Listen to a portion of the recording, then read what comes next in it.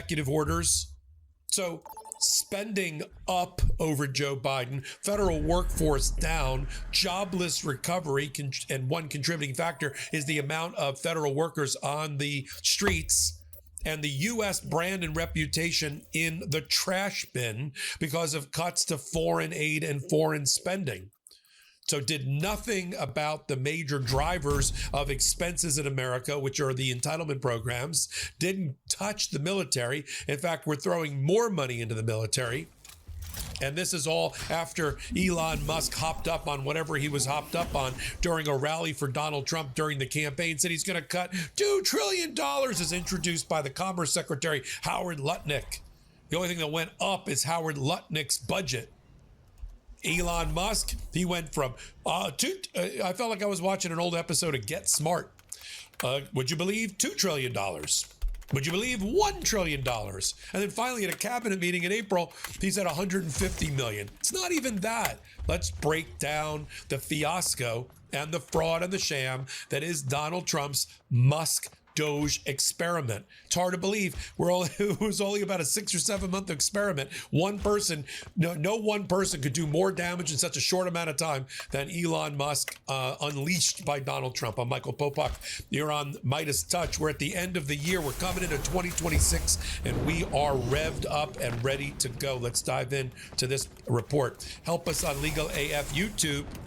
Help us get to 2 million subscribers. And I'm running a sale, everybody, on Legal AF Substack. 30% off on Substack annual membership. We're number 2 and rising in all Substacks related to American politics. Now is the time to join us on Substack. All right, let's get down to the new reporting coming out about Elon Musk and what he didn't do. First, let me just remind you. Now, Susie Wiles, the chief of staff, in an interview with Vanity Fair, she suggested, and Elon Musk has said it in the past, that he, during his most irrational periods, where we thought, is this guy on drugs? He might have been, like on ketamine. Well, you be the judge. Here's him bragging with Howard Lutnick, the soon-to-be Commerce Secretary, during the campaign about cutting $2 trillion in government waste. Let's watch it. All right. As you can see,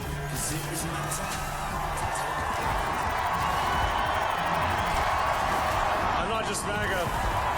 I'm dog gothic MAGA. Well, You're a maggot, all right. Incredible. You fucking maggot.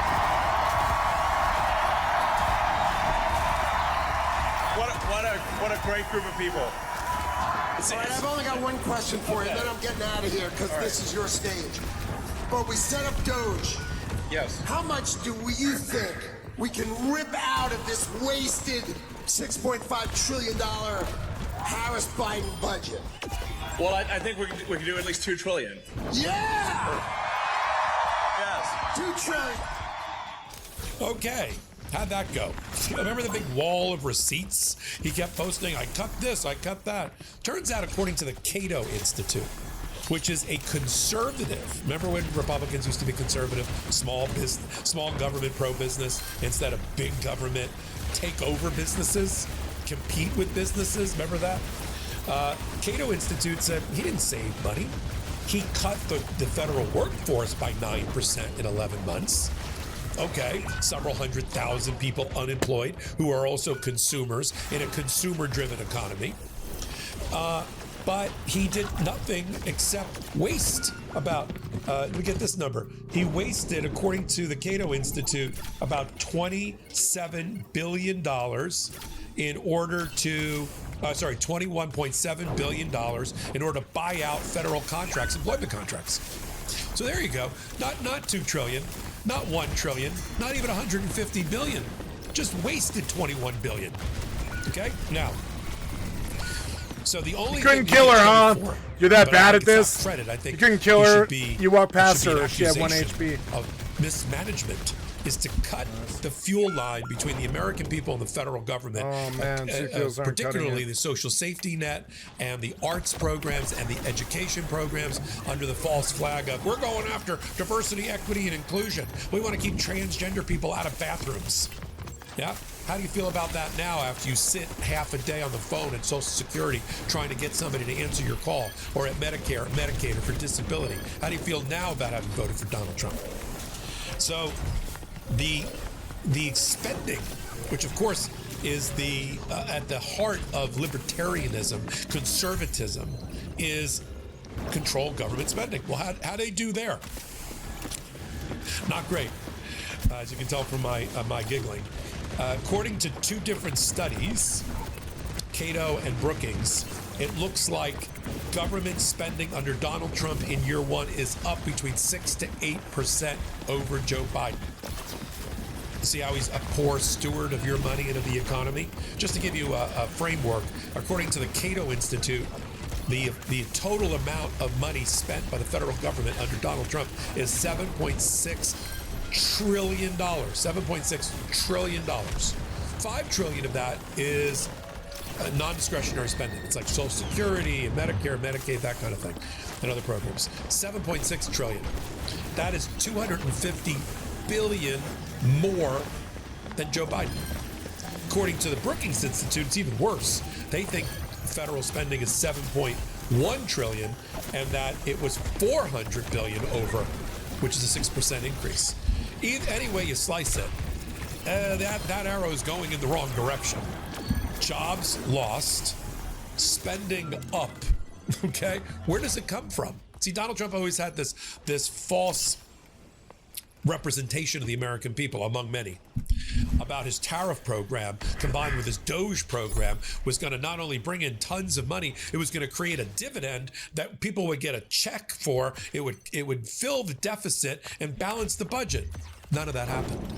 The money's not flowing in under the tariffs, and the tariffs, I believe, are about to be either completely overturned or pared down considerably by the United States Supreme Court sometime in early January, and Donald Trump knows it. That's why in the middle of the night he always freaks out and starts yelling at the Supreme Court like the old guy trying to tell kids to get off his lawn. No, you can't take away. It's the basis of my whole economic program. Yeah, right. And all the tariff money and investment that was supposed to come along with it. Japan is going to invest $1 trillion, and so is Portugal, and so none of that's happening.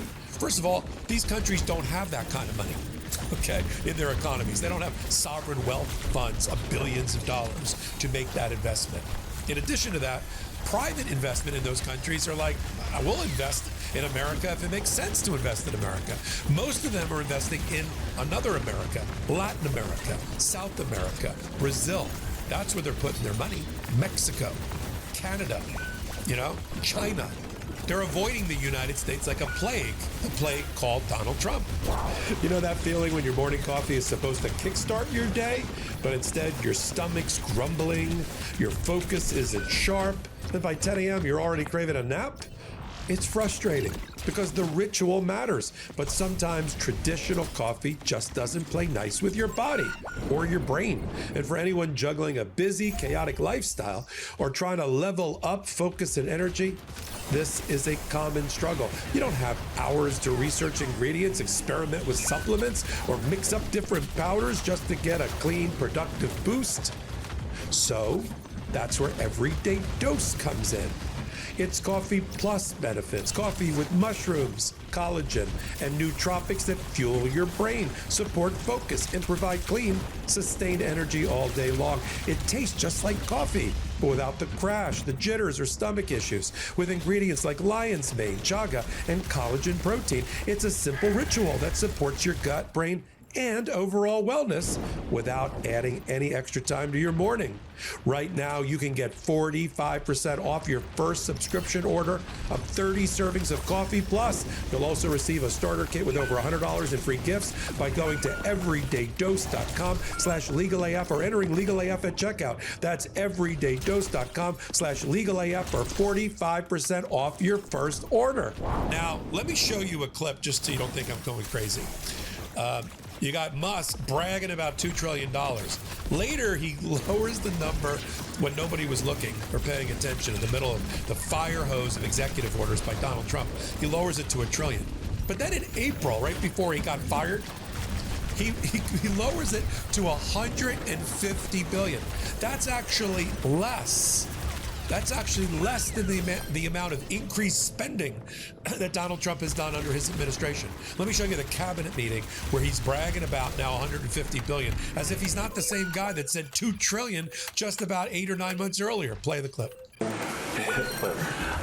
Well, thanks to your fantastic leadership, this amazing cabinet, and the very talented Doge team, I'm excited to announce that we anticipate savings in FY26 from reduction of waste and fraud by $150 billion.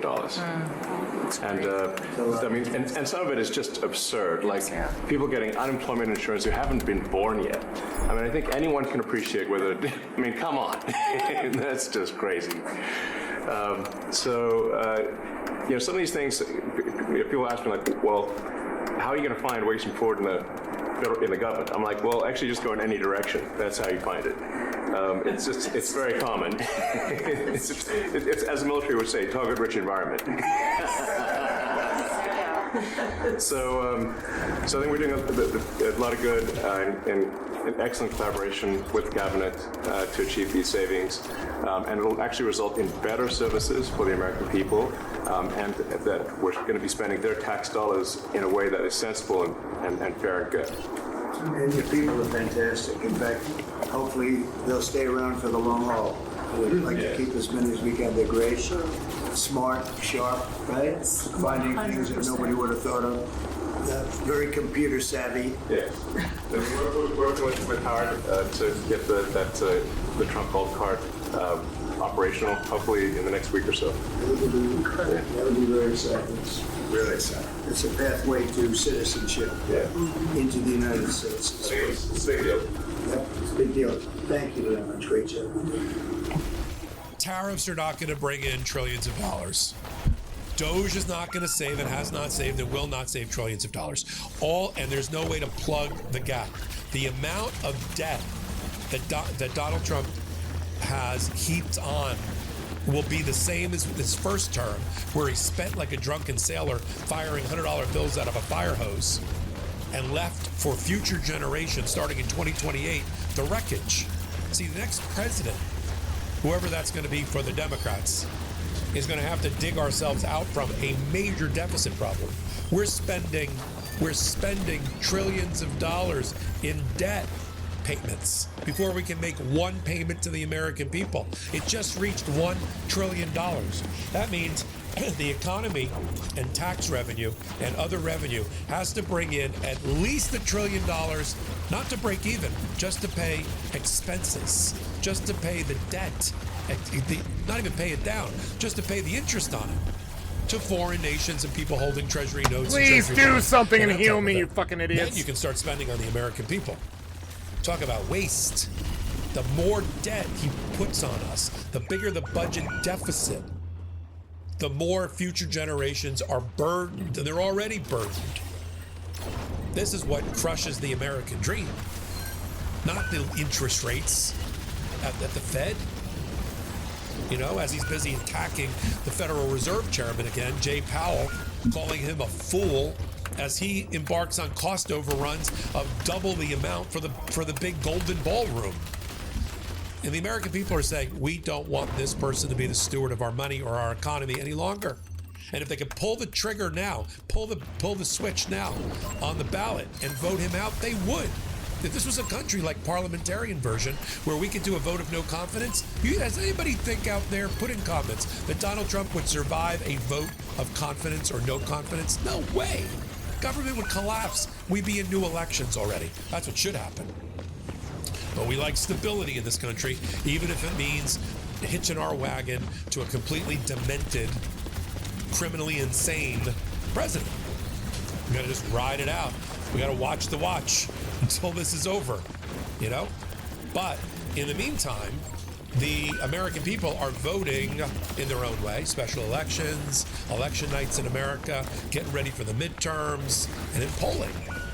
Polling numbers, 65% of America hates Donald Trump. I mean, I'm just telling you what the Gallup poll said. 65%, 75% if you're an independent. And his numbers about his key issues, Immigration, foreign policy, foreign affairs, the economy, in the trash.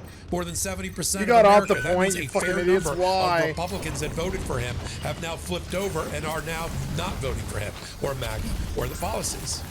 So we're going to continue to follow, and I needed to drill down here towards the end of the year, a Midas, on the Doge fiasco and its increase in spending as Donald Trump and the MAGA continue to run for office. We have 435 seats up for grabs in 10 months in the House, all 435. 35 Senate seats up for grabs. This is their body of work. This is their legacy. And I'll just leave you on this. The Congress that hopefully we're going to flush out, literally, flush the toilet and get rid of them. The Republicans, under Mike Johnson, passed almost no laws. I think it's 5 or 6 laws in total were passed during this past term. That's not working for the American people. That's working for the oligarchs. That's working for the rich. The rich got richer. The friends of Donald Trump and family of Donald Trump got richer by billions and billions of dollars. You didn't. I didn't. The economy didn't. And that is the report card to judge this administration and anybody associated with it. You got an R next to your name. This is your president. This is your leader of your party. This is your legacy. Don't forget it. Michael Popak here on Midas Touch. Come over to Legal AF YouTube channel. Hit the free subscribe button there. Legal AF Substack, 30% off sale to the end of the year on annual membership. See ya. Well, I'll see you tomorrow. Can't get your fill of Legal AF? Me neither. That's why we formed the Legal AF Substack. Every time we mention something in a hot take, whether it's a court filing or a oral argument, come over to the Substack. You'll find the court filing and the oral argument there.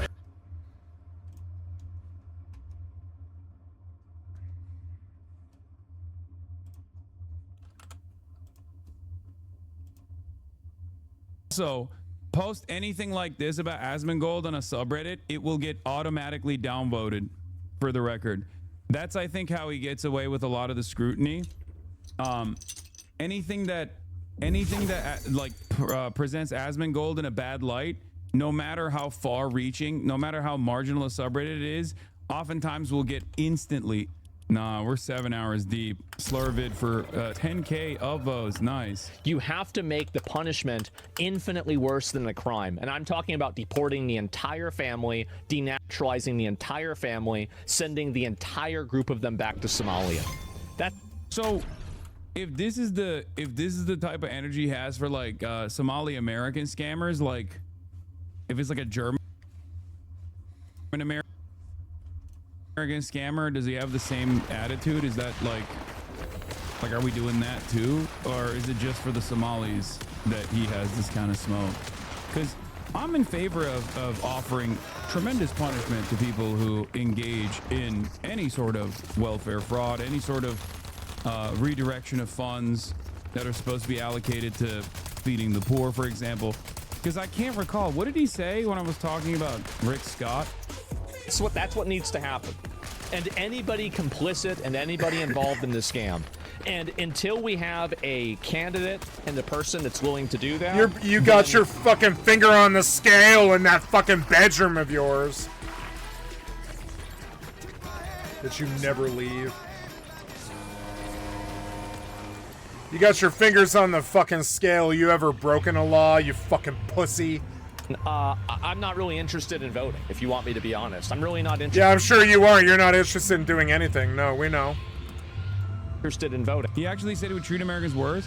Yeah, he did say that, except when I was talking about Rick Scott, he was crying and demanding I get banned off the platform, which I did. And then he didn't like how short my ban was. He did not like how short my suspension was, continuously implying that I have some sort of power over the company, even though every single day he says something ban-worthy and never gets banned.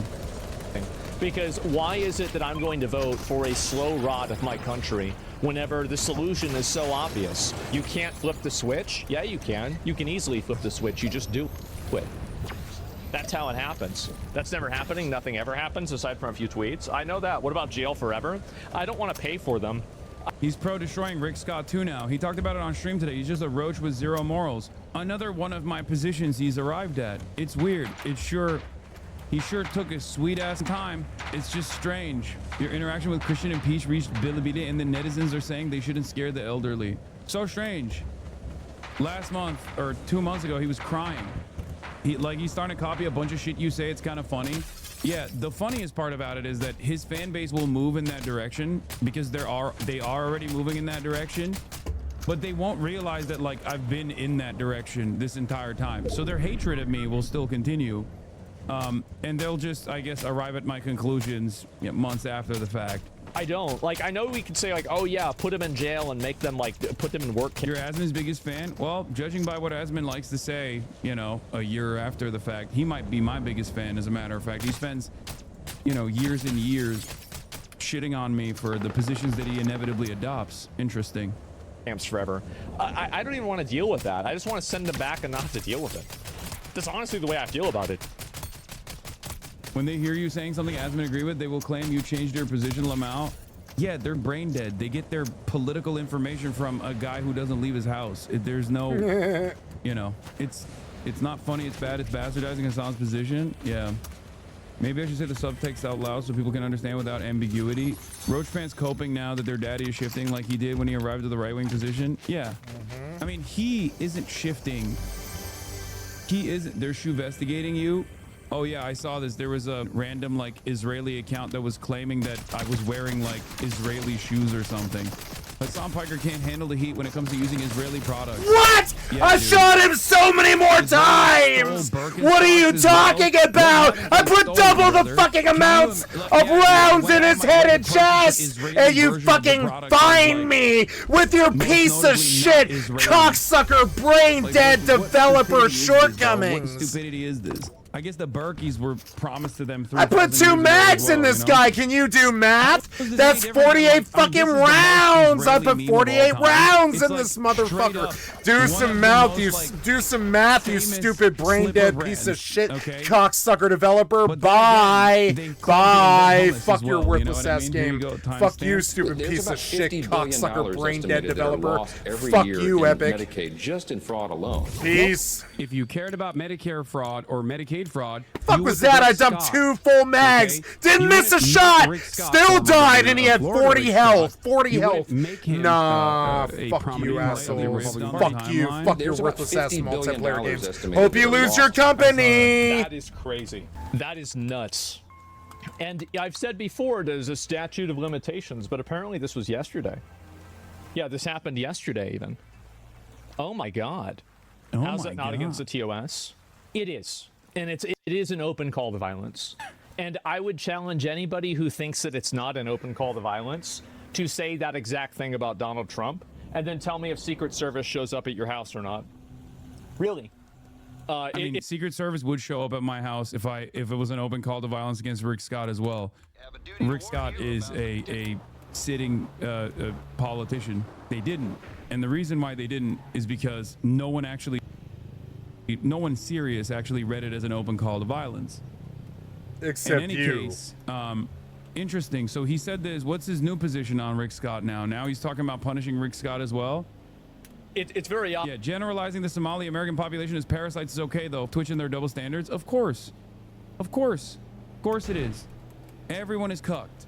Everyone is incredibly cucked to the right. Not me. I don't give a fuck. I say what I think and I mean it, and I'm not wrong either. Talking about doing the other day, like literally the other day. Every time I speak, actually make the environment unsustainable, persecute the cops for defending the Somali population. Straight up an open call to. Okay. Straight up an open call to. He said it. Not even a stern talking to. What do? When you're right wing, you can do whatever the fuck you want. You can even change your positions, it seems, later down the line. Because this was 10 months ago where he said, what the fuck is Twitch doing? This is a terms of service violation. He was, demanding I get banned for a position that now he agrees with as well, it seems. Does anyone have his new position on Rick Scott? Another clip of him talking about you that was boosted by Elon Musk. Asmongo goes off on the Somali daycare fraud and how wealthy Americans and Hassan defended. Average Americans are tired of having their country routed out, looted, pillaged by a bunch of random third worlders and asked to apologize for it. It's outrageous. These insulated, generally white liberals who live in gated communities, they never have to see it. There's never been a moment where I've defended the fraud. You cannot point to an instance where I've defended the fraud. And that's why you'll only hear people say that I'm defending the fraud. And it doesn't really matter. Average Americans are tired. If you get deported, how will you be able to survive in New Jersey? I know. Elon's still thinking about me. It's nice. Thank you for all the content. You make me laugh every day. You're welcome. Can you scroll down a little? Elon Musk. Bro went from Grimes to Grums. Of having their country rotted out, looted, pillaged by a bunch of random third worlders, and then asked to apologize for it because of something that happened before we were born. This is outrageous. I'm tired of it. Most people are tired. Yeah, they're U.S. citizens, by the way. I don't know why he keeps saying this, but and they should be punished. These are U.S. if citizens. They have done crimes. They should be punished just like they will face citizen. the U.S. I'm also fucking tired of criminal pretending system. that I'm not tired of it. As I did. It's outrageous. Yeah. Yes, absolutely. And there's another thing too, is that these insulated. This was the one. Present help right here. We're looking for present help right here. We're looking for the best rates of help. Also, post anything like this about Asmongold on a subreddit, it will get automatically downvoted, for the record. That's, I think, how he gets away with a lot of the scrutiny. Anything that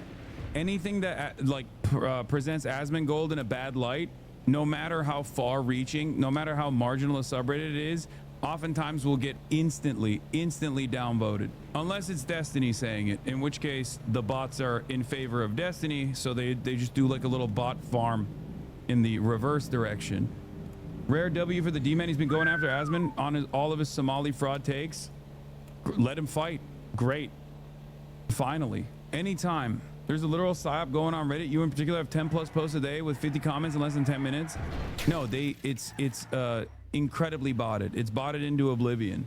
LSF already is owned and operated by a guy who works with Destiny. And not only that, but also they bought at a post that they will literally take like edited clips, post it, upload it as is from the stream, and then they'll instantly bot it. That's why any kind of mention of me that they can present in a negative fashion will get like 10K upvotes. And then they'll sit there and be like, oh, it's because everybody hates you, dude. It's just strange because it doesn't happen like that on any other platform. Weirdly enough, just Reddit. It's the smear farm operation. Yeah, every single post will get like 10K upvotes in less than an hour or 2 hours. But it is what it is. Anything not Hassan gets zero traction because the sub is dead. Yeah. Healthcare here inside this building because we have so many The best options. rates. Who can we Oh, talk here we about go. getting the best healthcare? Information to give us a rate. We're then met with the police. Wait, Guys, hey, remember to pay your taxes. Oh wait, no, it's here. They're Somali providers that are Yes. fraudulent. Okay. So we're Another Karen. Yep. This is a area that we're allowed to enforce trespass ordinance. And the Somali community is a very closed community, so everybody's in on it, and they don't want to talk, as you can see. What would you have the police do instead if you were them? What would be your course of action? Genuinely curious. I would create a situation where the police would be afraid to defend these places because they would be worried about being persecuted. This would cause the police to leave and completely disband the police force. This would allow the companies and the people in the area to be effectively completely lawless and turn it into anarchy. That would make it completely chaotic, and these people would then become, by the people that are in this community, that they are somehow trying to enable, right? And so the goal is for that to happen and to make it as unpleasant and awful for them as possible. Like this is as direct as I think, call for and mass instability as you can get, definitionally. Okay. Like demanding lynch mobs, demanding to harm the police, right? Maybe you should stop streaming. Wait, what? Why? Why would I do that? The difference, of course, is that he is, ironically enough, everything that he claims that I have, like all the power that he claims I have, he literally has. But because the legion of sycophantic you fucked me. will never I pressed the button. Out, you just didn't no get one it. actually knows. Piece of shit netcode. No one actually knows Try about again. it. No one actually cares about it. I did not He just fuck up. straight Don't listen to the gets piece do of shit literal developer. calls I did to not action fuck up on that to fucking demand game. I did not mass fuck up on that instability, minigame. I did demand not harm fuck to up. not Piece of only shit just like developer. regular people, but law enforcement officers as well. And there's never any big movements on Twitter to be like, we got to get this guy banned. calls to action, yeah, calls to violence, straightforwardly. It's not even like a, oh, I'm misunderstanding the position that he's maintaining here. Just straightforward. 18 more months and he'll be more left than you. Yeah, we just have to wait for the winds to shift in the other direction so we can, you know, restructure his entire commentary around the new meta, which he will. He's already doing it. He's flipping already. I mean, there are obviously instances where he'll present himself as a straightforward white supremacist like this one. Meanwhile, for the record, Asmongold's calls to action have been heard. Plenty of people have been harassing random daycares all around the country, not even just in Minneapolis, but in Ohio as well. And it's so funny, like at most slop tubers that will call out Asmongold will still use it as an opportunity to be like, but Hassan is still worse. It's truly psychotic. Yeah, Wild have all these Israeli influencers of all the same interests in Somali daycare centers in the same week. Somali fraud investigation. Huh. Another influencer for Israel, Cam Higby, now doing the Somali fraud investigation. How strange. How strange. How interesting. Wonder how that happened.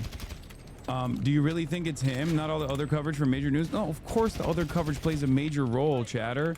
I'm just saying that he's leaning into it. Like he is. You think I'm responsible for any number of different things that take place? He makes it seem like I'm the singularly responsible person. Anytime there's a incident of, even if it's like ISIS and shit, he'll turn around and he'll have no issues claiming that I am the reason why this happened, right? He has no problem saying that, making it seem like I'm demanding violence against like random Jewish people or something. That's never something I've said. Whereas he is directly calling for the exact kind of violence that is currently taking place. You should ignore him. You're playing into it. It's really interesting. I like that this is another one of the Hassan, I'm a fan of you, but Asmon's got a really good point type of chatter. Happens all the time. Happens all the time. So strange. No one can just come in and be like, listen, dog, I love Asmongold and I don't like you. Yeah, you should look away. Yeah, I should look away at the guy who's getting retweeted demanding that every Somali person gets fucking denaturalized and deported. Get the fuck out of here. Didn't he blame me for the Australian beach shooting? Yeah, he did.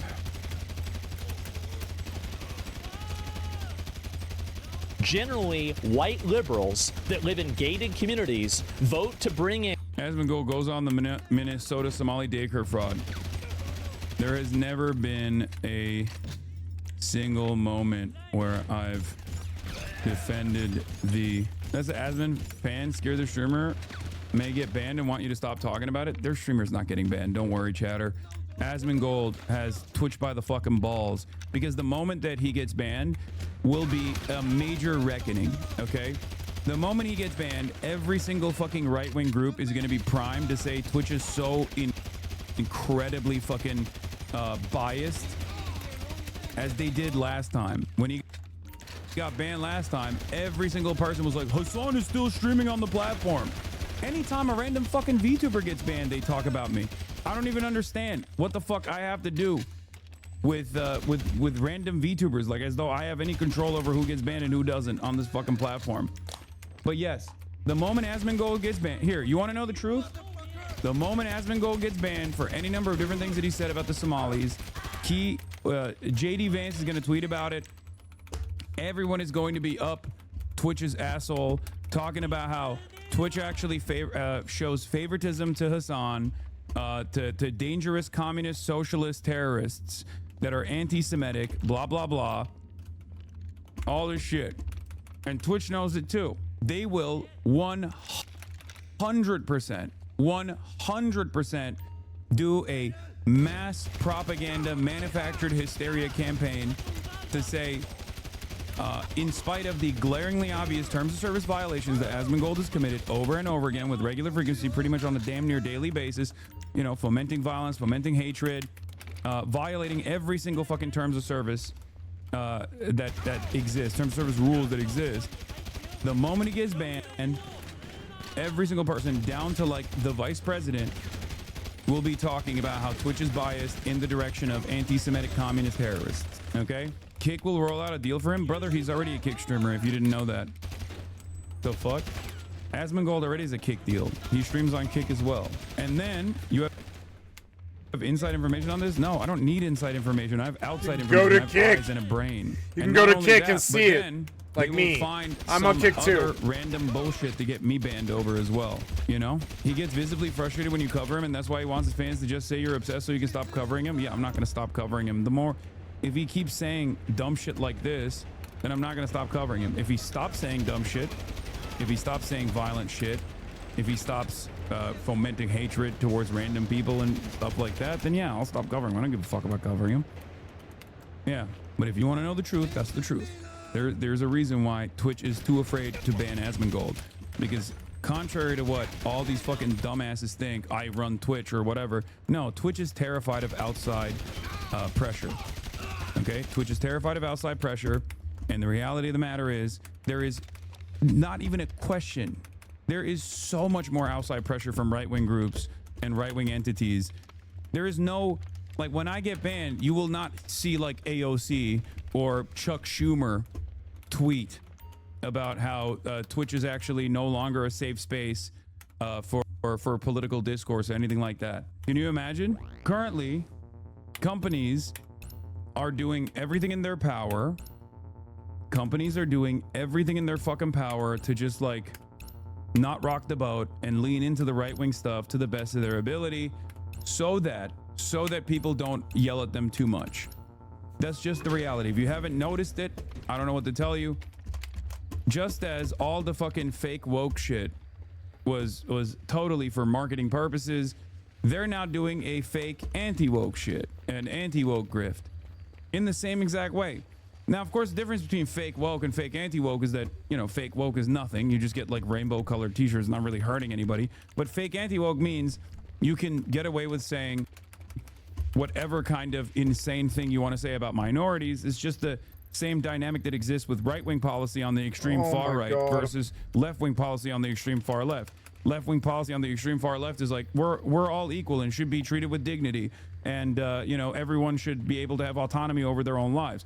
Extremist policy on the far right is like, we should kill this minority group and that minority group. Obviously, it's the standards are completely out of whack, right? So, you know, for them, they're just trying to carry as much water as possible for what they consider to be this growing right-wing cultural movement, not realizing that the growing right-wing cultural movement is already on the fucking downtrend because people think it's gross. It's just totally gross. And centrists sit there and say, oh, you guys are both the same, actually, because they're fucking stupid too. But what are you going to do about it? Because many centrists are not actually centrists. I've never met someone who's like, oh, I'm apolitical.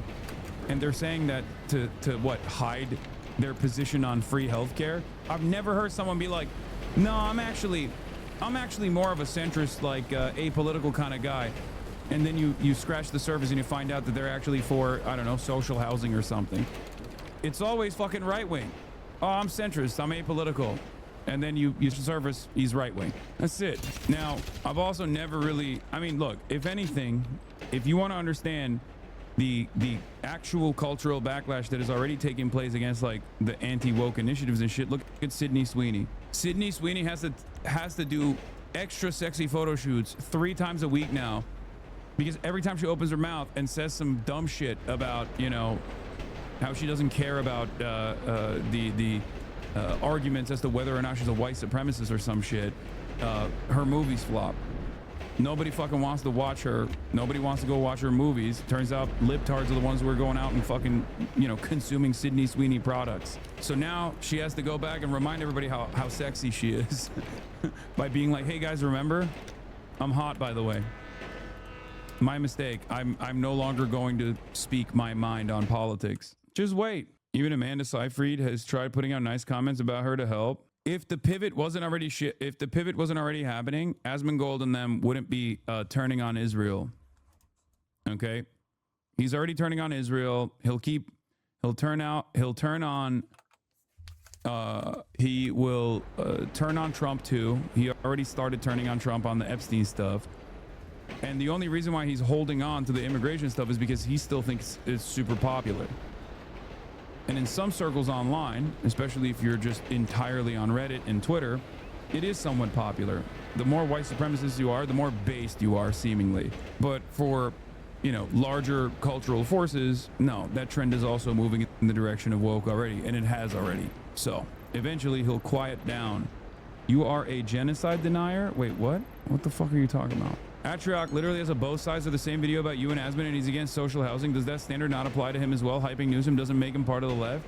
Yeah, no, I remember seeing that. It's an incredibly dumb fuck video to make, especially when you're trying to farm the centrists. Like, that's what he's doing.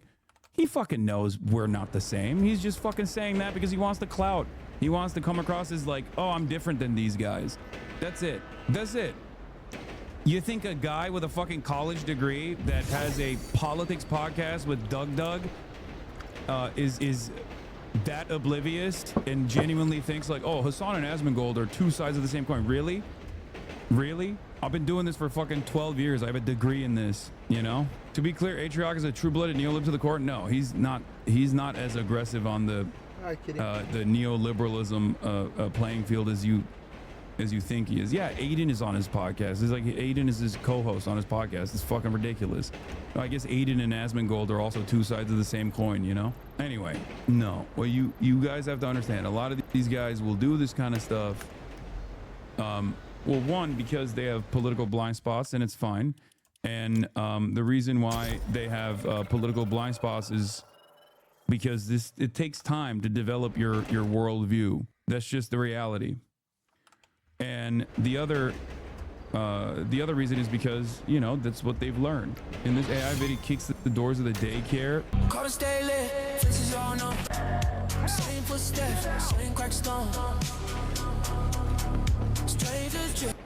I mean, what do you say, man? People are so fucking stupid. Do you have a degree in politics or communication? I have a degree in both.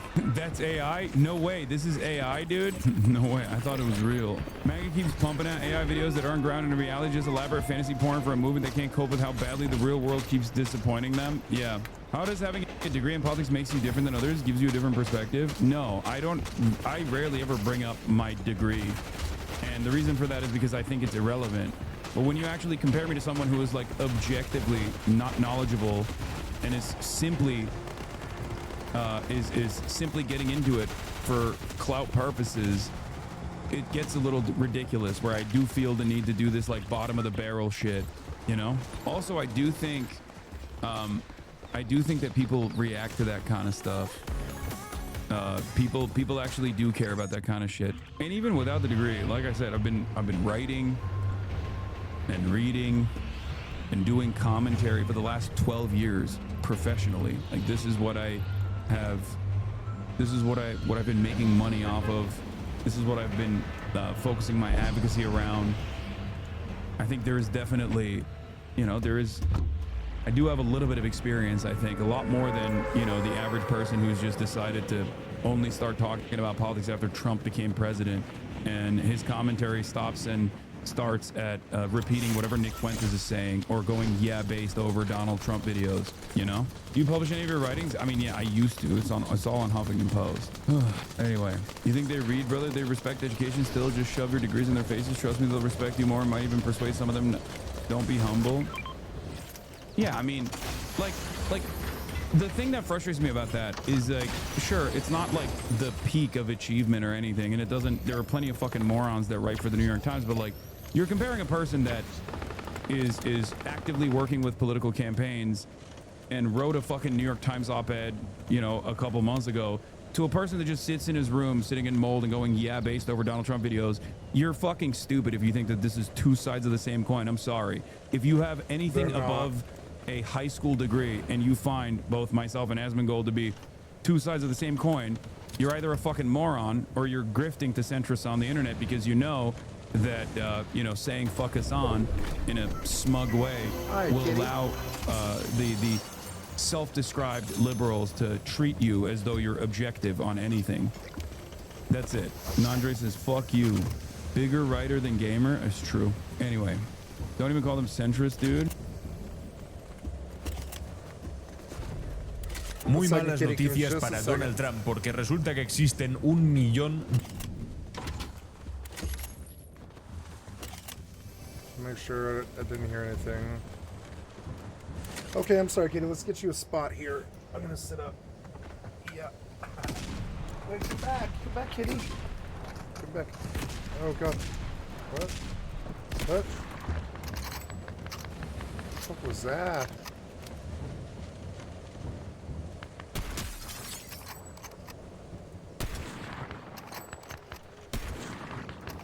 Sorry, Kitty. Come back. Yeah. You're good. Take my lap. Good kitty. Just busy.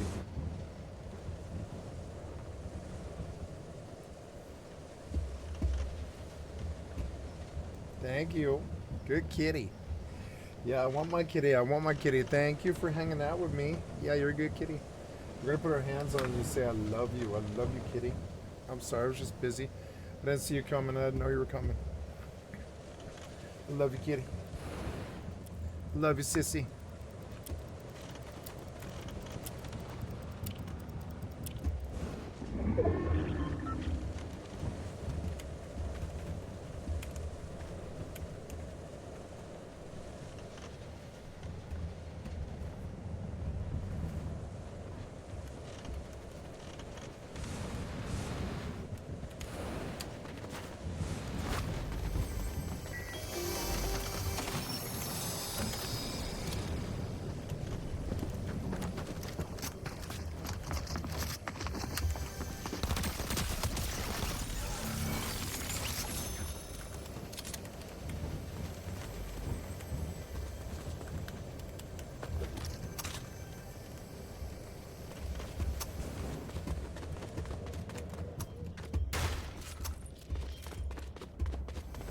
De documentos más sobre Jeffrey Epstein que van a tener que ser publicados durante los próximos.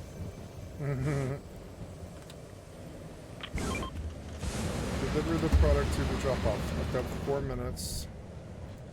It kicked me off the train for some reason. Yes, it did. Well, I probably lost this mission.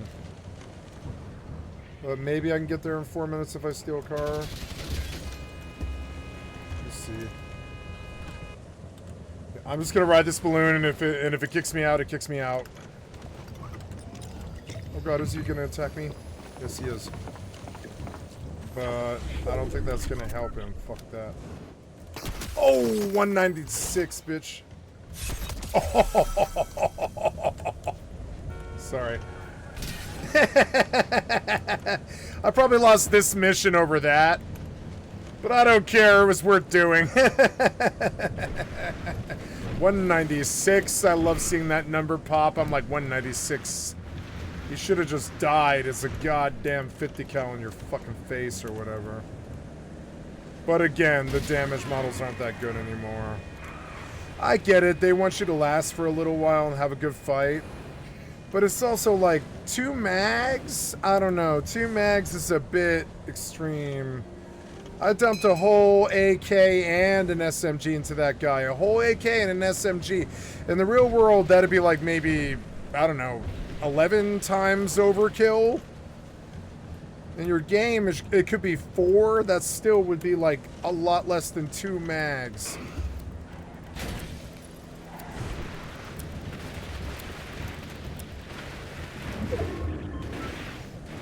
Oh.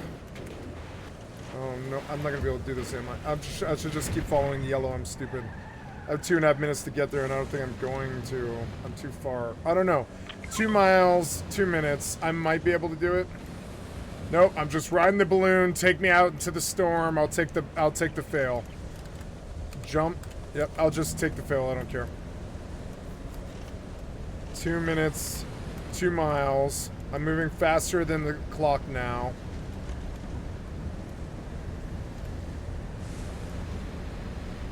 Like, the car sucks, but it'll get me there.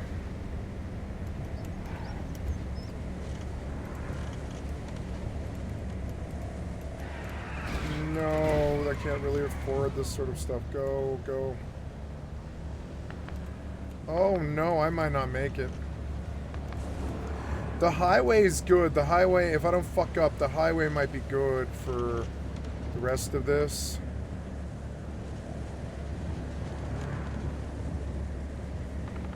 Just take me into the storm, I don't care.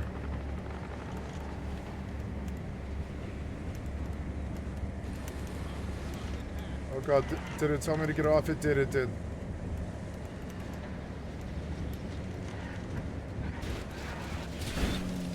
Oh, I really didn't want to do that. Well, now I probably lost the mission. I mean, this was an AFK mission anyways. But now I know the mission at least. Maybe it'll let me restart from checkpoint. I don't know.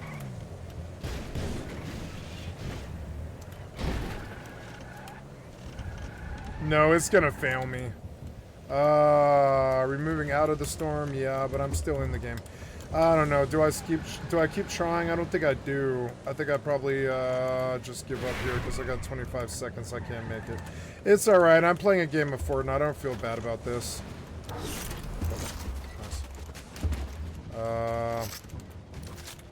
I mean, I don't know. I actually prefer that. The shotguns are obviously overpowered now. I'm just gonna take shotgun every time until you fucking fix it, piece of shit developer. I hate shotguns too.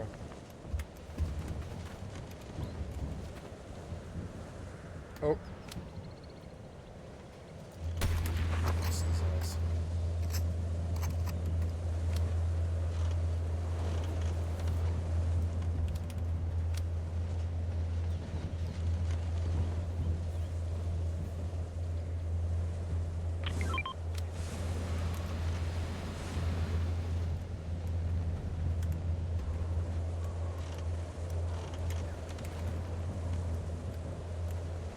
Nice, this balloon's gonna take me back into bounds. Hi, kitty. I love you, kitty.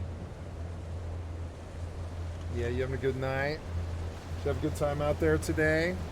I'm glad you're getting outside. It's not raining. It's good. Now I have to go this way, and I'm not sure the balloon's gonna take me that way, so get me out. Yep, this is real bad.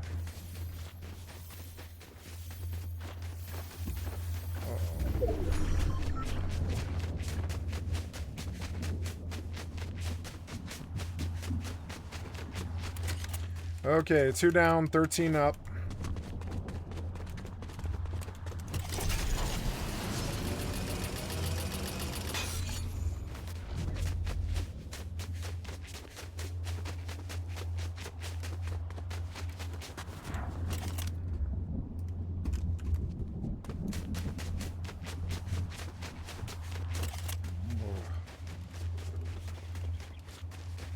Oh. This is ass.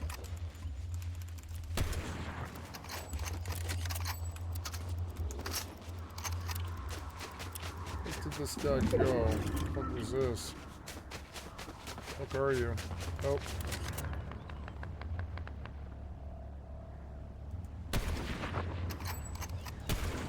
What was that? What was that?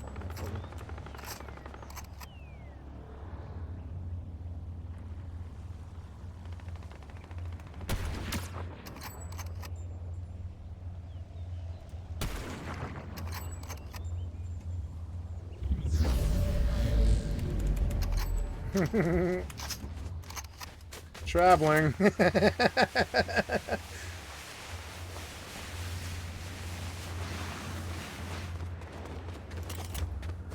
there a car? No, there's no car. I love my kitty. I love her.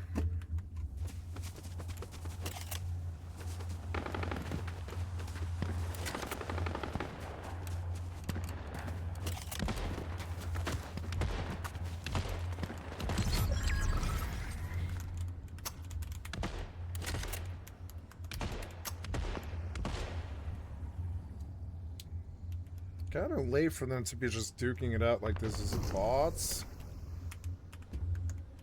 I could probably take that over this. What was that? Oh, it's gone probably. Fuck.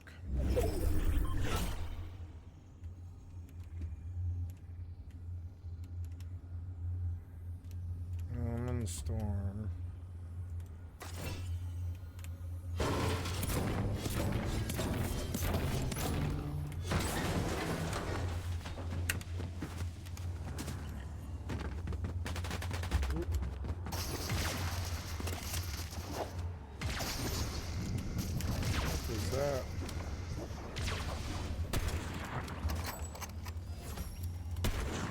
that.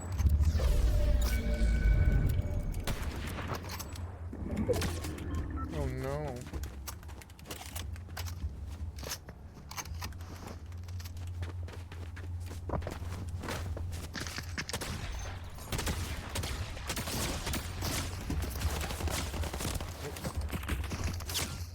That's not good. Please run! Please run! What was this, man? I got pinchered! He's getting shot by the guy now. What the fuck was this? Man. Fucking got pinchered. I was getting fired by 2 people, man. It's kind of rare.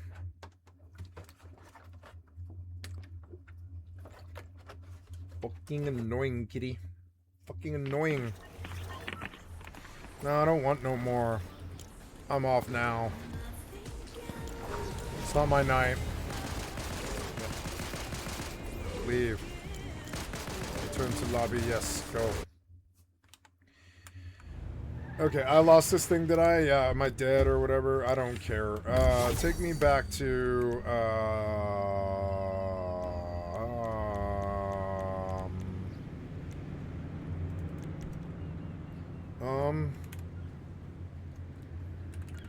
yeah, the bunker. Yeah, that's good. Take me there. Yep. Go.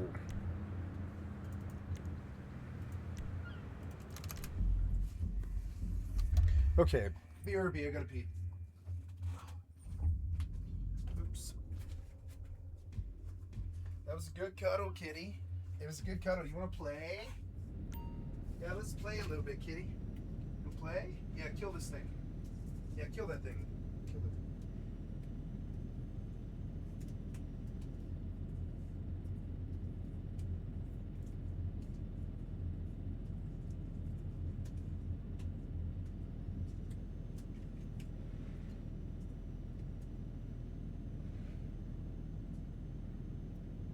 Good kitty. You caught it. Oh. Oh.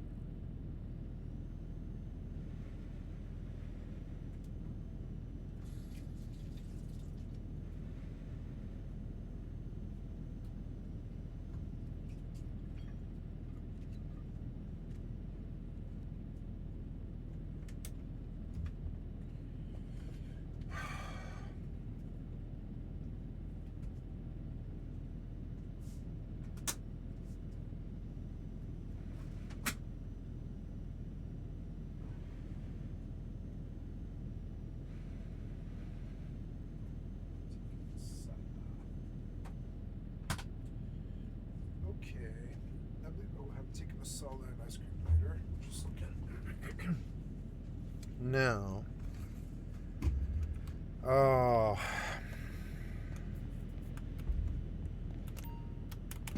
Okay, good. So now, I suppose I should have done that Cluck and Bell fucking, like, level, but I really don't care. Like, I'm learning now that it doesn't matter. It doesn't matter what I do. It's not how fast I do it. Yeah, I'm done with this. I've sobered up, and competing with other people is annoying me. Usually I pull a win, but my mind's not in it tonight. I know it's not, and it's fucking annoying. Donald Trump can make sure that his base doesn't fall apart, even though half of them are going, hey, man, are you a file or what? Like, what the going on with this Epstein shit? If he can withstand that while simultaneously sitting around and you know, yapping it up, yucking it up with Benjamin Netanyahu, great Satan Yahoo himself, then he is truly Teflon. And I guess whoever, especially whoever is ambitious enough or bold enough to not give a shit about democracy at all and has enough charisma to maintain like enough of a loyalist fan base will be able to do whatever the they want to do forever. But Megan Hayes, there was some reporting prior to this meeting today that actually Trump was not that excited about meeting the Israeli prime minister. Yeah, right. And there has, to Elena's point, there's been CNN reporting sure, and others bud. that the Trump administration and Trump himself were frustrated by foot-dragging by Netanyahu on the next phases. Bro, Israel is so uniparty. I'm sorry. It is such a uniparty take. Oh my God, it's so... Both sides will always suck Israel's dick in American mainstream news. So much so that they are unironically doing the same exact reporting that they did with Brandon. There's reports that Brandon is very upset with Netanyahu. He's going to punish him any day now by giving him, you know, $20 billion in weapons again. And it's the same with Trump. Oh, he's going to humble Netanyahu. Yeah, someone in the chat said, yeah, of course he was upset with seeing Netanyahu. Nobody likes to see their boss, okay? Especially during the holiday season. Netanyahu's playing Trump as he played Biden. He says Israel won't move to the next phase of the ceasefire unless a stabilization force is created, but countries say...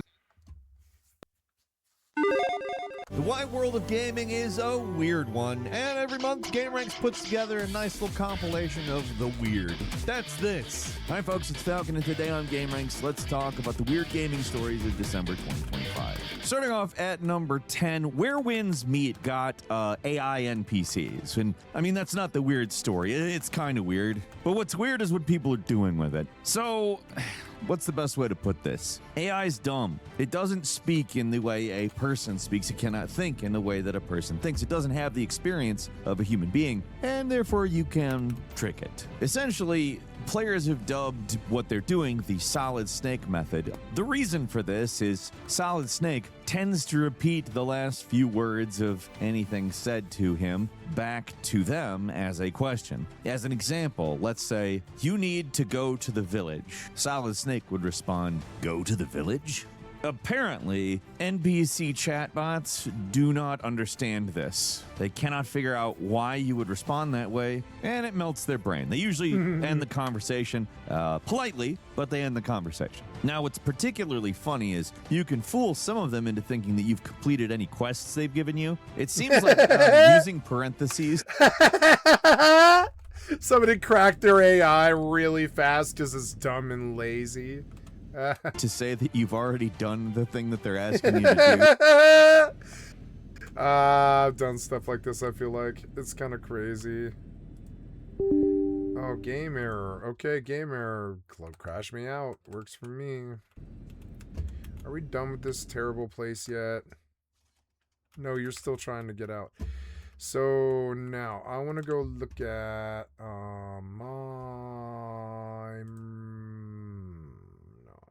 there, and my other ships have been completely killed.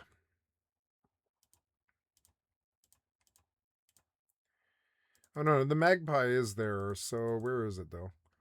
Oh good, so the Magpie is full of advanced electronics.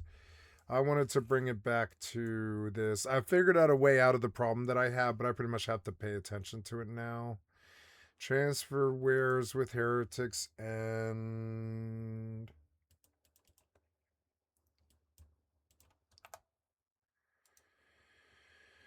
Transfer wares with build storage, advanced electronics. Yep.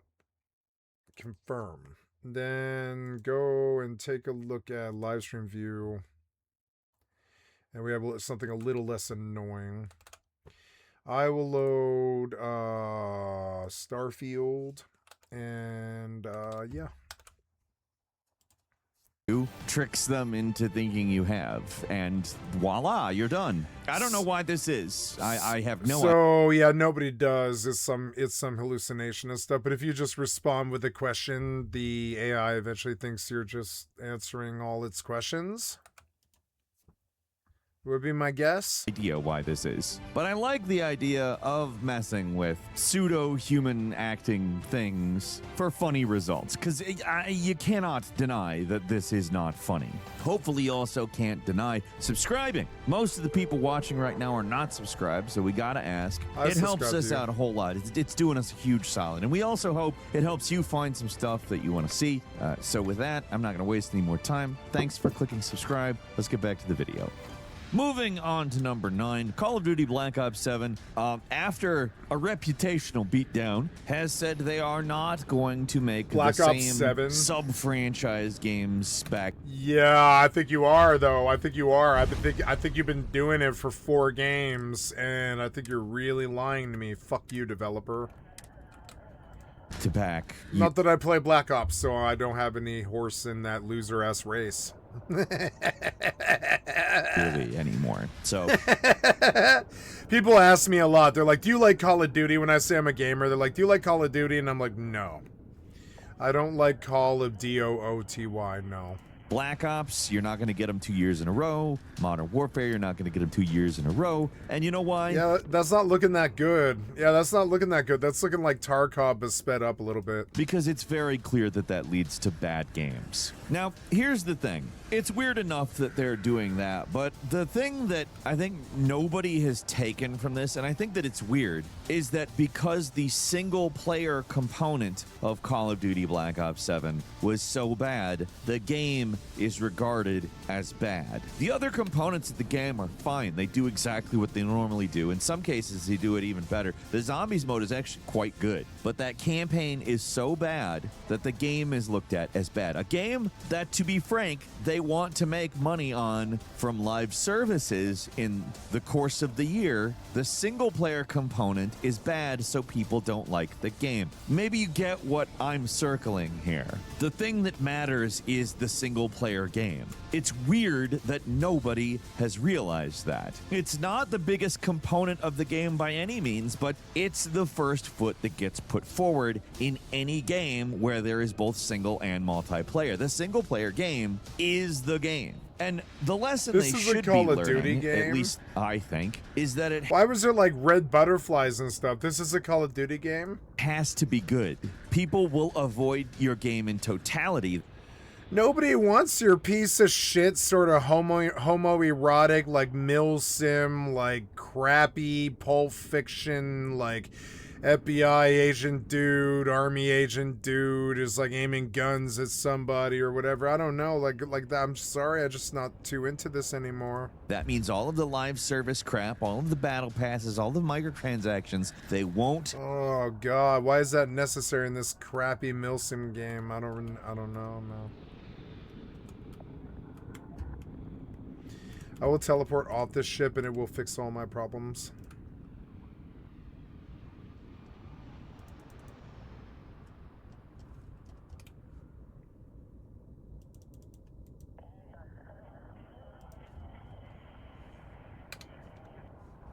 I can just watch this ship's progress as it slowly fills my teleportation needs so I can get off this ship.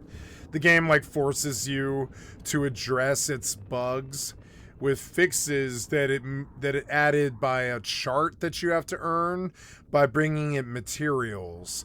So if you get wedged in a station, what can you do without a teleportation thing? The ship is stuck there, and what he wants you to think is and it could be interpreted as this is you trusted an idiot pilot. He flew you kind of in and banked you into the side of a station. And now you're like wedged there, and you're not dead, but you're like stuck there. So then you can try and fly the ship out, but you're wedged against the wall or whatever, and it doesn't really matter. You can keep telling him try to get you out of there, but he doesn't have the competency to fly you out of there. So then it's weird though. The developer, and that's X4. I'm talking about X4 Foundations. The developer's solution to this is to add teleportation in the chart, so that no matter what, if you do the first like base mission, you're able to teleport from ship to ship as the ship commander, so you can like go through your whole empire really quickly. But A, I don't believe in teleportation until they invent it. B, it's cheap writing and cheap, like, you know, sort of cheap, you know, it's sort of cheap writing to be able to just teleport all over the universe. C, it totally clock blocked me, and I feel like because teleportation's in the chart and he thinks that you're playing his game how he wants you to play it, you'll have teleportation before you get wedged in a station. But no, I got wedged in a station before I got teleportation. So now I'm like sending a ship out there to do 4 runs out here to Heretic's End, where my fucking station is, and pay the teleportation fucking research cost. When I get teleportation, I can teleport off this ship to some other ship that's nearby that isn't wedged. Now, if we go back home and we take a look, yeah, like I can teleport to this ship right here, or this fleet, Purchase Vanguard or whatever, and go buy another ship with the 60 million credits I have. But it's still like, I don't know, I feel like most of this game is understanding the bugs so you know what to do when you face them. And it reminds me of like how Skyrim used to be, and the game's capable of doing great things, but it's got issues, like real bad. And like getting wedged in the station is stupid. It shouldn't ever be possible in the first place. You could easily prevent it. But the developer's lazy. I think fucking lazy. They want to go make gameplay loops about some stealth shuttle that you can buy in some DLC for $50 or something before they'll fix the problem that you're flying into the station. And I feel like the community's answer to this and the developer's answer would be like, well, why didn't you buy teleport? Everybody in the game has teleport. Well, yes, but it's a sandbox, and you didn't order me to get teleportation, and you didn't warn me that I would get stuck in stations, so I didn't fucking, you know, I didn't, like, I'm sure I was supposed to be like, teleportation, oh my god, but I'm sorry, I just didn't have that response to it. I've seen teleportation in Caves of Cud, and I don't know, Diablo 2, and I'm like, cool, yeah, great ability, I like it, you know, cool. But it seems like earning money and getting ships and living in this world was better to do than, and faster to do than learning how to do teleportation. Now, I don't know. It's weird that your teleportation is your fucking solution to all of this. And I swear to God, games like Kenshi and Grand Theft Auto are full of fucking glaring issues like this. And I'm starting to be disenfranchised with open world games like this, where they can't seem to rein in the runaway horse or runaway train that is like their engine. And so now I feel like I have to invest money and time and training into a hauler. And honestly, I had a hauler, and now the hauler's at the station, I think. Yeah. And so now the hauler's empty, and I have to go look in, and this is how sandboxes are. You have to learn how to do annoying things like this, and this could be called like a chart, and there is a chart in this game, and it is kind of cool. Oh, and I estimated price to buy all resources, advanced electronics resources required, waiting for resources 10 minutes. But see, I thought I had told this ship, and you have to struggle so much to get. Oh no, this ship has not arrived. I'm sorry, this ship has not arrived. So this ship. Yeah, it's auto trading, advanced electronics, and energy cells.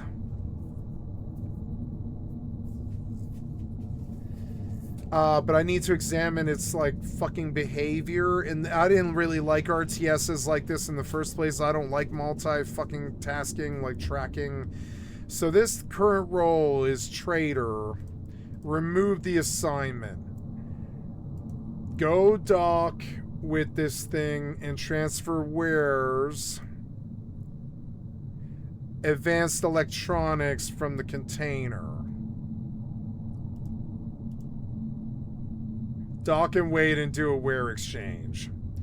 Now we're kind of on track because now I've dumped the 100 advanced electronics into this Heretics End headquarters. But I mean, I'm sorry, developer. This all would have been better with a single button press. This amount of time for menu surfing and supplying mats to some stupid ass thing because you bugged me inside of a station. I guess you came up with kind of a creative way to solve my terrible problem, but couldn't you just fix the problem? And I see immediately that teleportation is this thing that you need to even make this game work. So he wrote it into the chart. I find that to be lazy and shitty, and I swear to God I caught like the Kenshi guy doing this too, and the Dwarf Fortress guys. Like there's a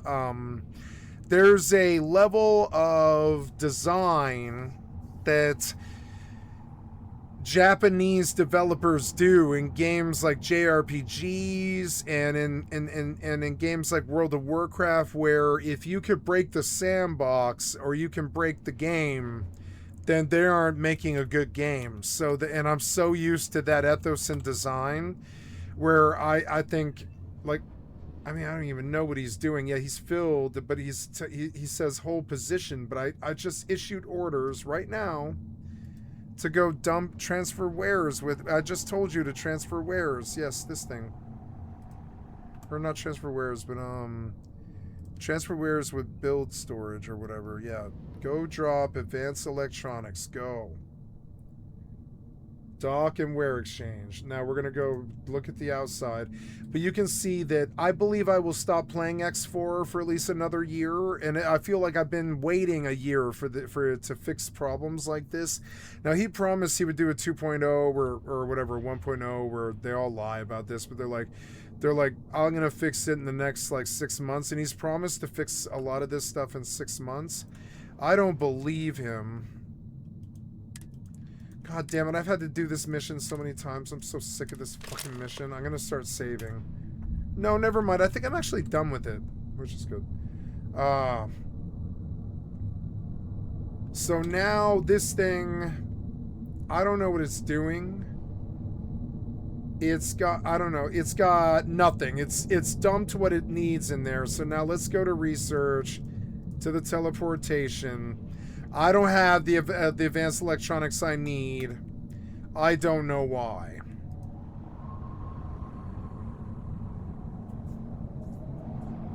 Transfer wares with the build storage. Take that out. Then this ship should... See, and I hate this stupid shit. I hated this about RTS. I think it's for nerds that don't actually have skill. I think they're just used to wasting time looking at menus. And I'll be honest about my frank appraisal of this. Surfing a menu all day isn't really real gameplay. Maybe we trade with... Do we trade? Yes, the trade. No, I don't know. I can't tell it to do anything, and it's frustrating me, and I think it wants you to get past all this, but honestly I think I'd rather give up. And now I'm seeing that it's a buggy game that gets you caught inside systems and then locks you behind like a wall of research that you don't want to do.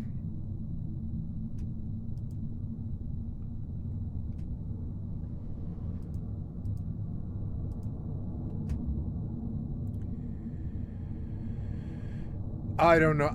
It's a technical game and it's good and I like the depth of it, but I gotta say, I'm like this drunk stoner.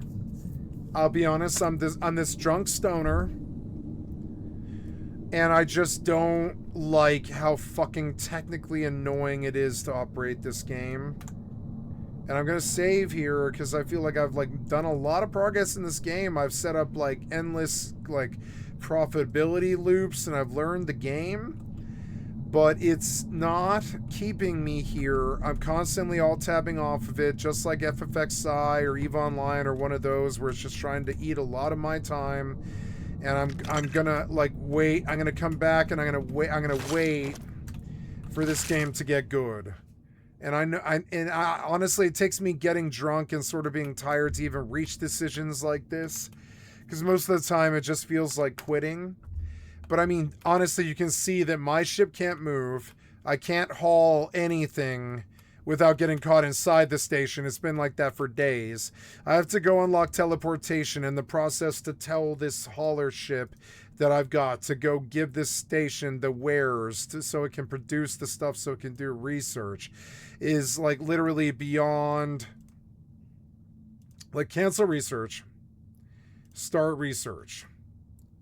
I have to extend container storage capacity. I don't know what that means, and I don't want to fucking try and find out. I think a smart man can do it if he does a lot of research and fucking wastes his time. But I'm sorry, I actually value my fucking time quite a lot these days. And this game, like Kenshi, it has so many glaring issues to me that I just, like, I'm sorry, but I'm used to sandboxes that have better discipline. These games lack the discipline. And like when I'm sober it seems a little better, like go in and waste some time doing some fucking stupid like sci-fi task or something. But I'm learning that I got into video games to jump on Goomba heads and collect stars and run through some kind of player piano thing where I collect loot all the time and big number goes up. Numbers go up. Number goes up. You know, number goes up is the main thing here. And like Josh Treff Hayes was saying today, number goes up. And that's all I need from these games anymore. I don't want to feel intellectually challenged by the fucking game because I can't figure out what piece of crap system it's got that isn't intuitive. And I'm going to cancel X4 out of my rotation based off this. And I'm going to take it out of my video titles.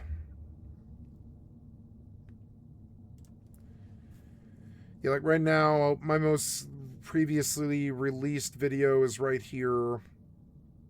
And in my tags, I've got X4 Foundations.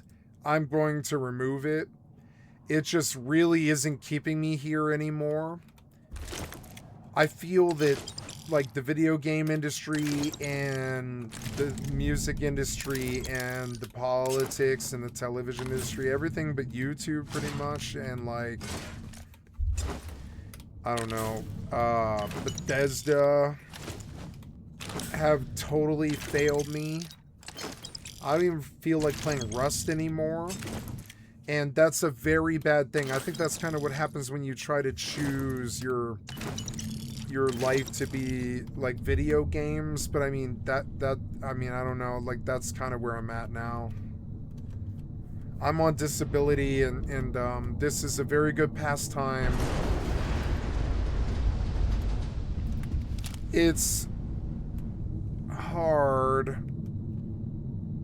Bethesda's got its issues. Like, I turn off the voices because I can't stand their tropes. I've done this so much that I can't stand their problems. Long play and long form, yep. And I just like reaching this place where it's like EVE Online went gotcha. WoW is doing like a yearly expansion release that keeps me around for like 4 weeks, and then it's fucking boring and it's not good enough. ESO is dead. 14 is dead. 76 is still holding my fucking attention, but only through like a daily format thing. And New World was managing to do that, but you know, but then they canceled New World. Guild Wars 2 is worthless. I think Guild Wars 1 is worthless in 2025 as well, although it's probably better than Guild Wars 2. And at least it's supported. No, it's not. Guild Wars 1 is not supported. Final Fantasy 11 is not supported. And 11 is my favorite game. They don't support that game. They stopped supporting it 3 years ago.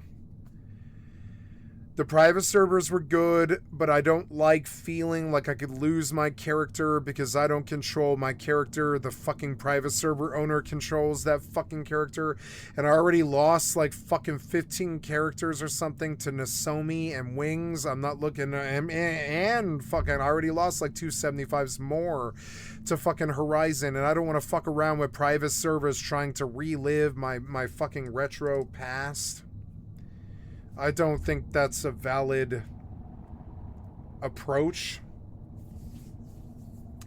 I'm becoming slower in my older age, and I can still win Fortnite matches and Overwatch matches, but I don't have the zeal or the desire to do so anymore. I just look for some kind of parting in the clouds where that might become a possibility on that particular run.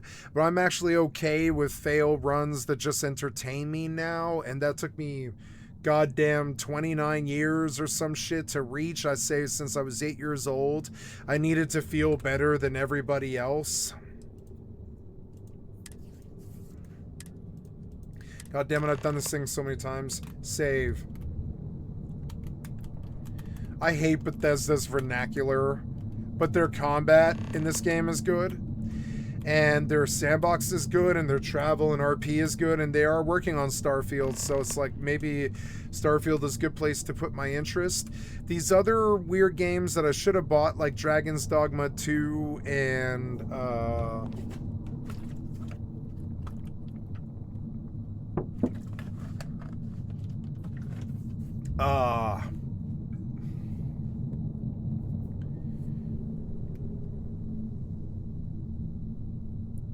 Dragon's Dogma 2.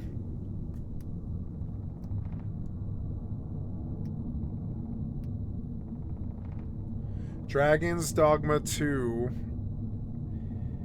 Borderlands 4.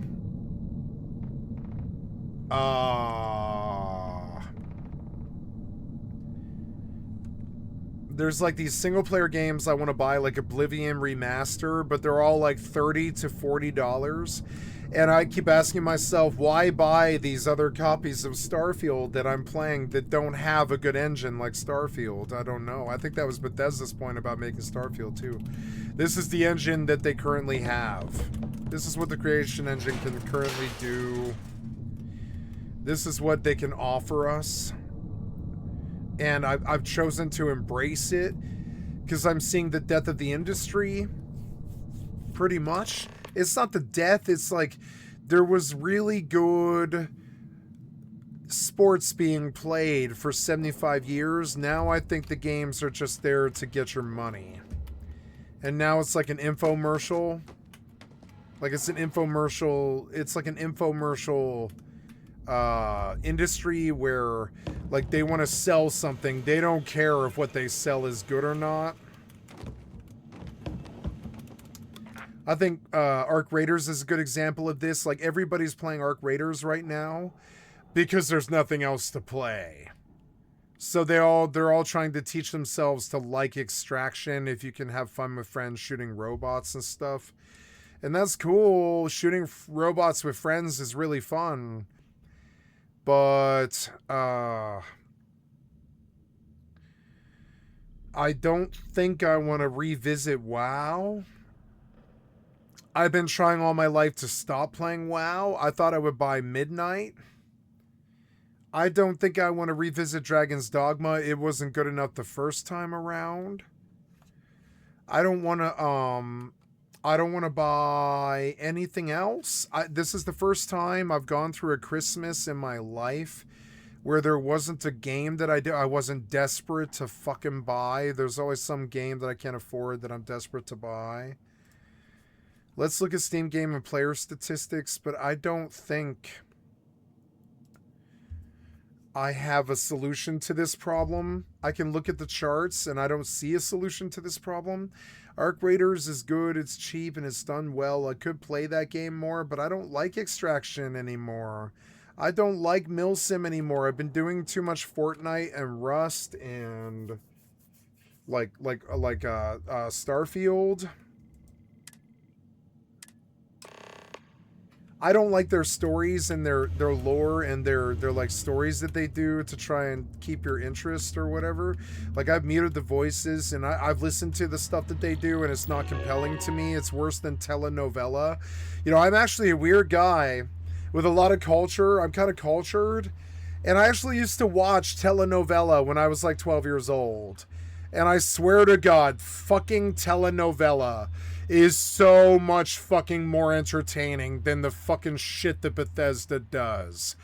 There will be some crazy twist where the nurse's doctor's wife has ran off with the nurse and they're having a menage a trois with some real estate developer and he's buying some kind of adoption from a rich billionaire and the billionaire's son has cancer and the doctor can cure it, but the doctor's alcoholic and they all love each other and it's weird. And you would think that that stuff would be too cheesy or schlocky, but you know, I used to watch my grandmother's soaps. I used to watch fucking telenovela. I used to read trash, pulpy fiction. I used to listen to The Shadow and radio serials. And I've been experienced and I know good stories when I hear them. And this weird space opera stuff that you do in Starfield or Fallout or whatever. The original Fallout story was that good. It had really good original like concepts like that. But it's not even competitive with something like Star of the Guardians, and but you go about like Bethesda goes about the business of Starfield being as dramatic as something like no, it doesn't. It goes about the business of being like some kind of like low sort of B mid military drama, and I don't really like military dramas, and so now I'm like, I don't know, like what else is there to look forward to in this industry? If this industry is dying, I don't know what I'm gonna do. Politics are dead, music is dead. It's been 10 years since an artist has gone on the radio that I truly love with all my heart and soul. Besides like Billie Eilish, like that, you know, like it's not so good, or like Aurora or something. Like it's like pops, like super pop idols and shit. And I'm sorry, but it's like I'm not really feeling it.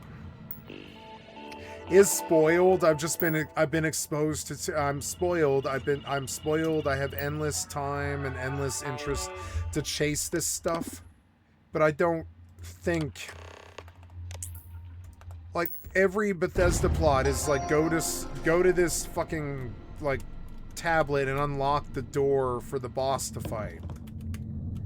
And I'm just like, I'm sort of like done with this aspect of gaming. The only reason I still do this stuff is because they gate it between me and having gameplay. I left Mortal 2 in disgrace because I can't handle their fucking full loot drop PvP. I've made a vow to myself and my family that the most terrible toxic addiction I've ever had is free-for-all PvP. It's hurt me and my family. It's caused me to get swatted, and it's caused me to be bullied, and it's fucking stupid. And there's all these other fucking problems going on.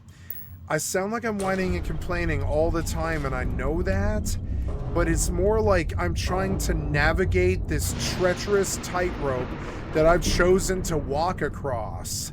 And I'm not complaining about it being a tightrope. I knew it was when I got into it. I knew when I got into it that the games I liked fucking sucked. They were like Fallout 76, Final Fantasy 11, Rust, and like Overwatch. And those games, they aren't good enough. None of those games are good enough for mains. None of them. Not 76. 76 is close, but it's still not there. It doesn't have that mystique of being like a bush pilot on Eve, or like being a brand new base builder in Rust or something. It doesn't really have that stuff. It doesn't have those shining moments where you're like totally addicted like Rust was for me. I don't know. Rust was a bad game for me. I think now I look for Rust wherever I look. And when the games don't hold up, I'm unhappy. It's not these other games' fault that they're not as good as Rust or Eve. It's not Eve's fault that it had to go gacha, but I yelled at them on Christmas. I yelled at gacha. I yelled at CCP for going gacha and selling out to NetEase on Christmas. Because I know that I'm being bullied by people who are swiping in the sandbox. And I don't even have guns equipped. And that's like the developer has sold protection money racket to you where you can buy a better ship to get out of that situation. And he sold the ability for the gangster. He's selling the guns to the gangster with his swipe plex. And now, like, I feel like I'm being hounded wherever I go by swipers who steal my worthless shit that I have. And they kill me naked. And they take my metal pickaxe and my metal axe. And now I'm starting to feel like I have some kind of ego trip off losing the metal pickaxe and the metal axe. But I mean, I'm not a bad survival player. I don't leave Cheetah in anything else than a metal pickaxe or a metal axe. If I do have something more expensive than that, it's because I have so much gambling money from the outpost for winning card games or whatever, or HyperNet, that I can just afford to buy something a little bit better than a metal pickaxe and a metal axe, and I go to, like, you know, salvage pickaxe, salvage axe. That used to be something in Rust that mattered, what your tools were when you were farming, but it doesn't even really seem like that's the case in these sandboxes anymore. I'm really struggling for the item implementation to feel as good as it used to.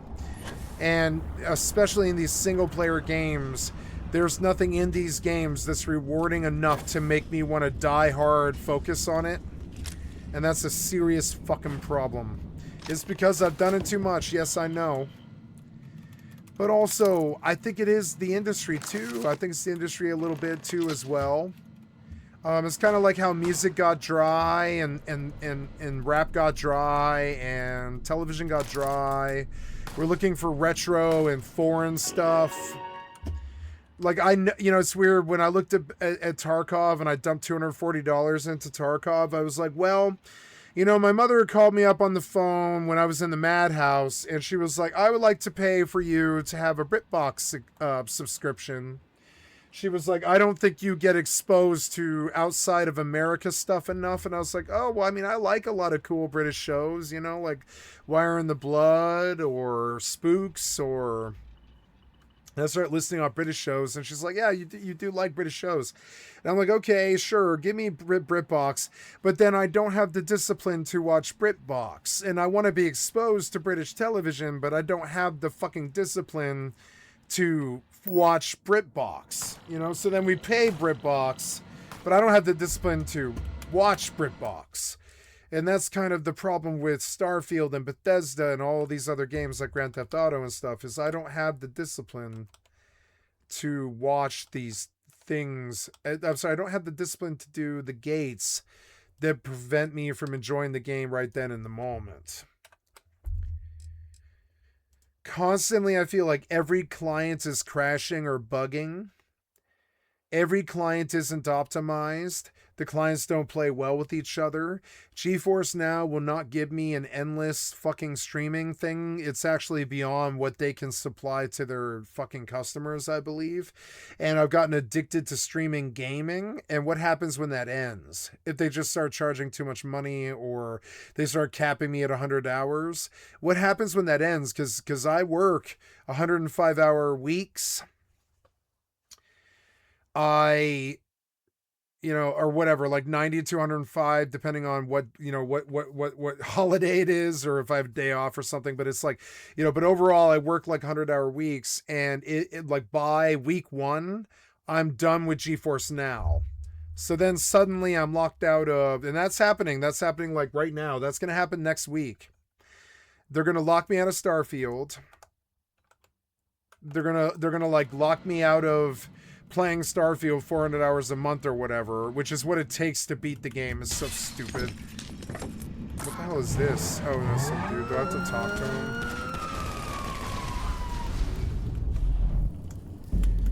The Grand Theft Auto grind feels exactly like the World of Warcraft World of Warcraft daily grind. I don't know if I can keep doing busy work. I've been rebelling against it in my soul lately, and I'm like, if you don't give me fun right away, I will not do busy work anymore. I will just watch your company die. Like, following this blue diamond through this crappy dungeon is not fun to me.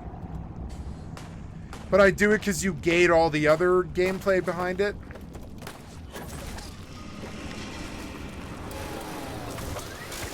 And they're gonna be like, well, that's what the game is, though. It's running dungeons. And I'd be like, yeah, I know.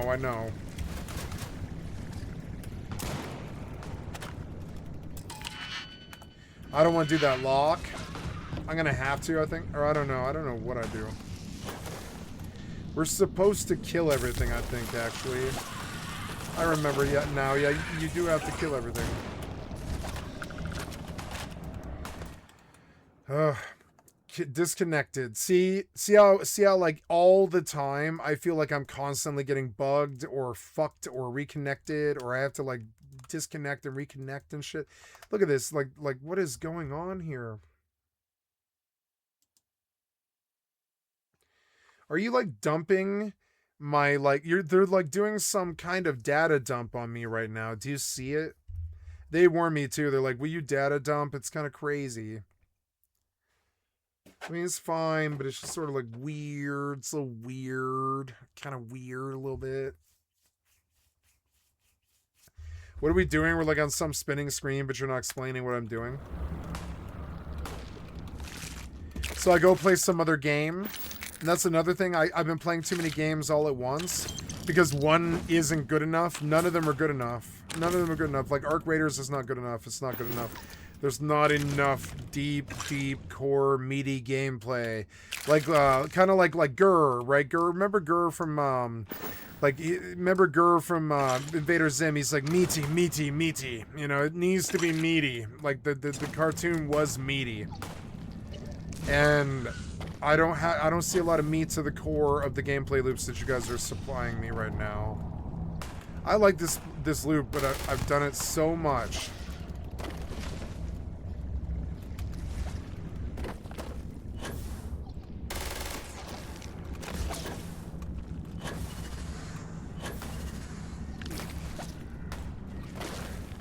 Like, I'm supposed to do something with this guy, but I have no idea what it is, and I don't care, and that's a serious problem. Speak to Mathis. Okay, so, but I can't because he's in combat right now. And he's gonna keep being in combat right now.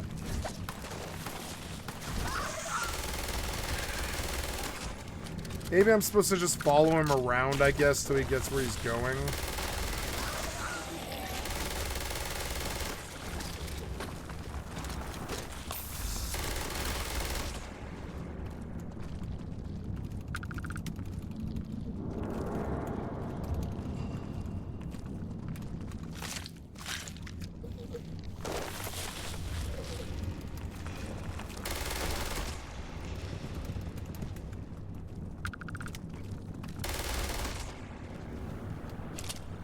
I was gonna go kill all the red dots, but because it's a 3D, like, thing, it's hard to find them all.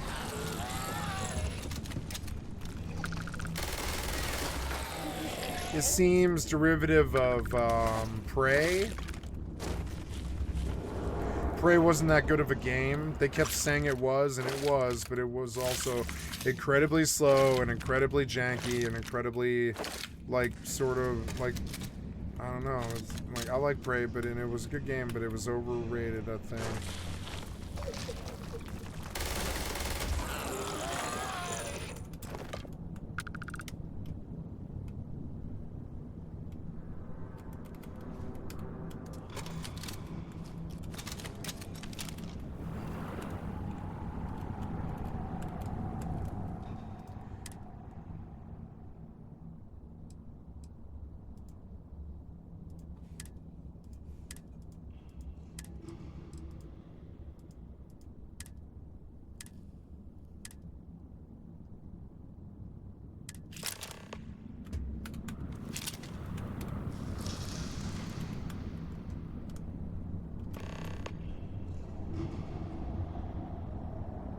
You know, it's weird. Like, right now, in this story, I would kill this guy.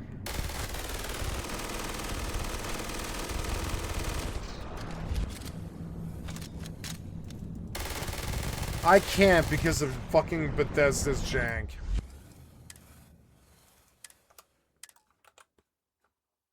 This froze. Just get me out. Fucking dumb. These games, they're not something I can make like a whole rest of my lifetime off of right now. They don't have, there's I don't know, maybe I'm not finding them, but I feel like all the time I'm scouring looking for something new and I'm not seeing it. Every game here is at least 2 years old, I think. Where Winds Meet dropped down because it's just not good enough. I don't need it. Red Dead Redemption 2 is still pulling 50,000.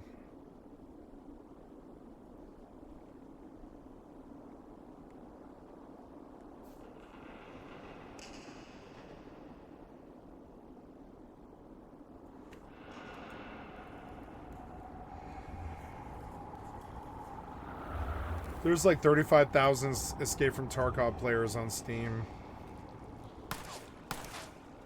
What was that sound? Well.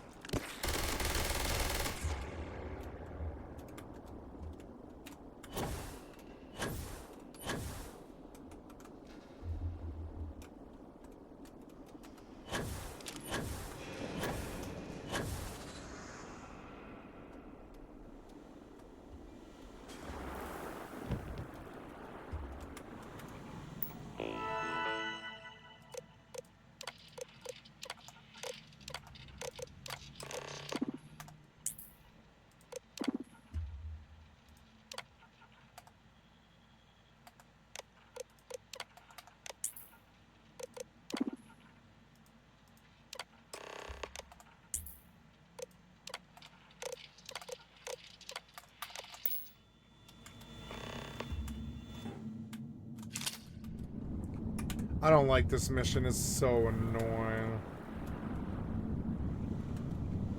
But I'm back where I was before my save corrupted, which is good.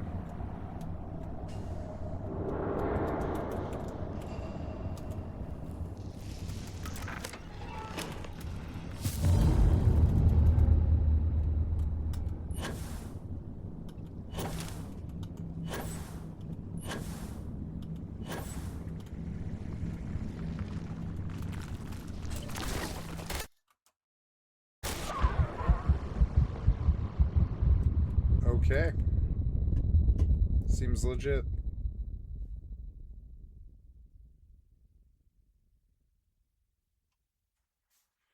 Fallout died. You can see 76 died on Steam.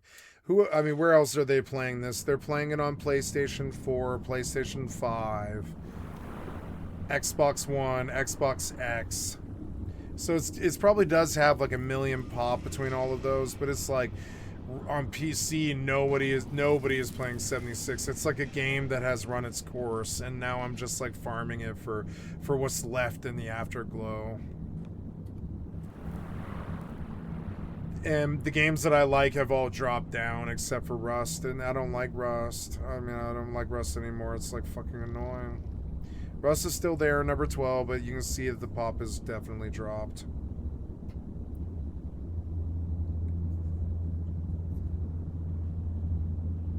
How is Delta Force getting that many people? Because people really like mill sims. Everybody seems to think that they want to train to fight other people in the real world.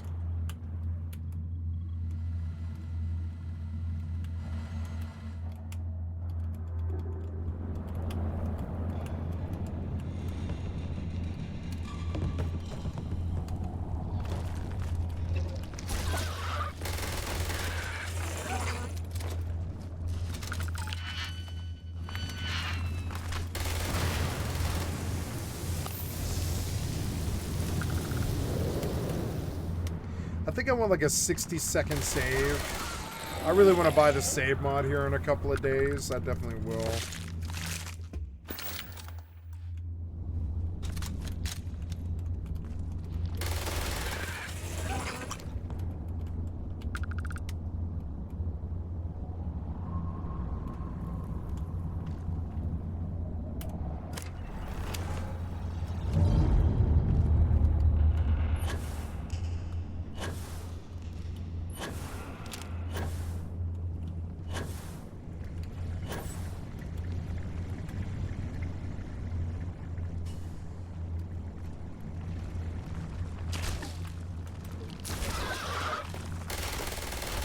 Oh, come on, piece of shit. How many times are you gonna do that to me before I get through this? Elden Ring Night Ring fucking tanked, and that's a brand new game. How's Geometry Dash still doing this well? Because that's the game that like the right wing will let their kids play. It's cheap too.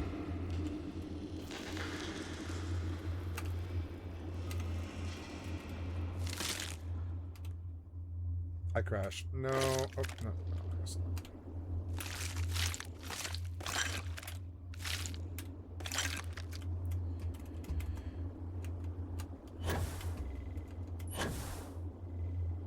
Okay, so I'm supposed to go down there and I keep dying. Let's do a bigger mag.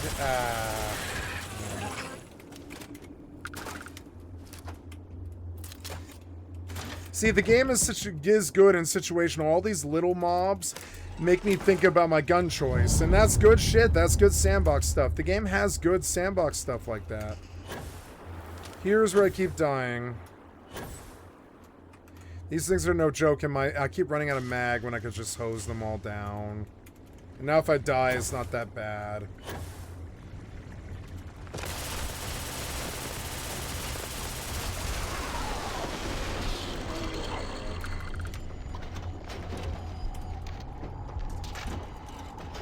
This is where I keep dying. Something else keeps attacking me. That thing. That hardened one, it kills you. That hardened one, if it hits you, it just kills you.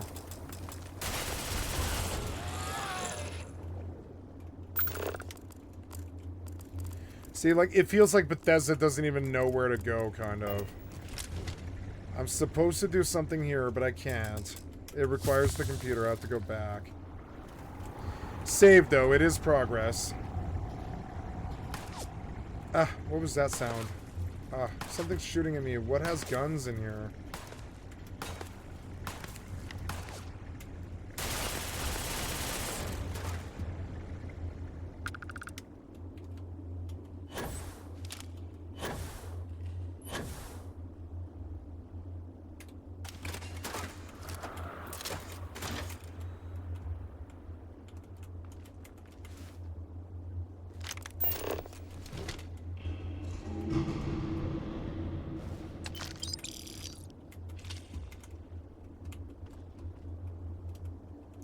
I don't think I ever want to mod a Bethesda game again.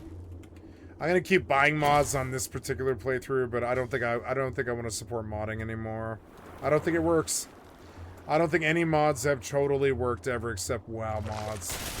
WoW mods are the only mods I've ever used that actually work.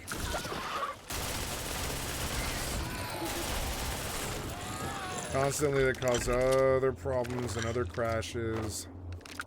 They do a lot of cool things.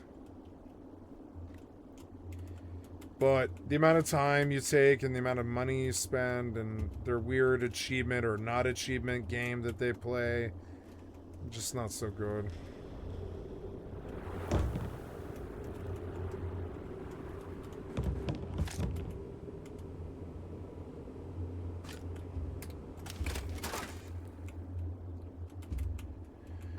Don't know where to go. I think I'm supposed to go over there, but I think I've been here. I don't know. This one's a dead end, isn't it? No, this is actually the right place. Nice.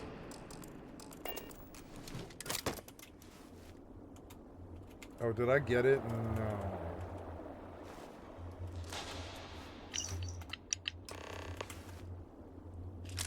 Okay, save. That's progress.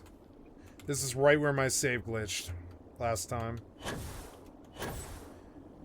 Something about how much items I had.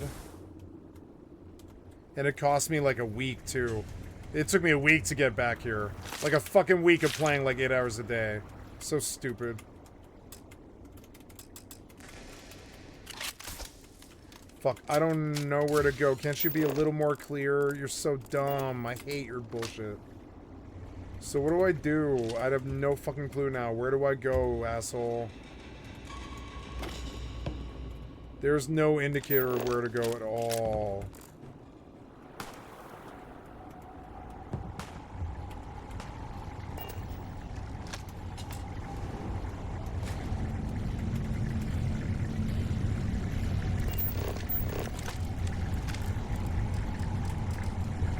I think I want to kill, yeah, that sound is so annoying. I can't stand their fucking sound warfare anymore either.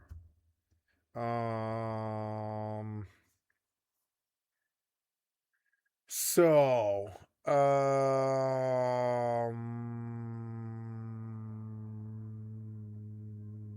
can't believe Stardew Valley is in the top 20. It's still crazy. It's like basically a Nintendo game.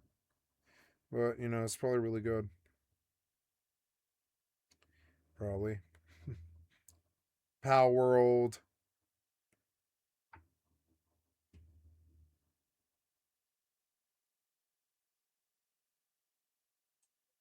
Left 4 Dead 2. They're still playing that. I can't believe they're still playing Left 4 Dead 2. Did they patch it super bunch or something?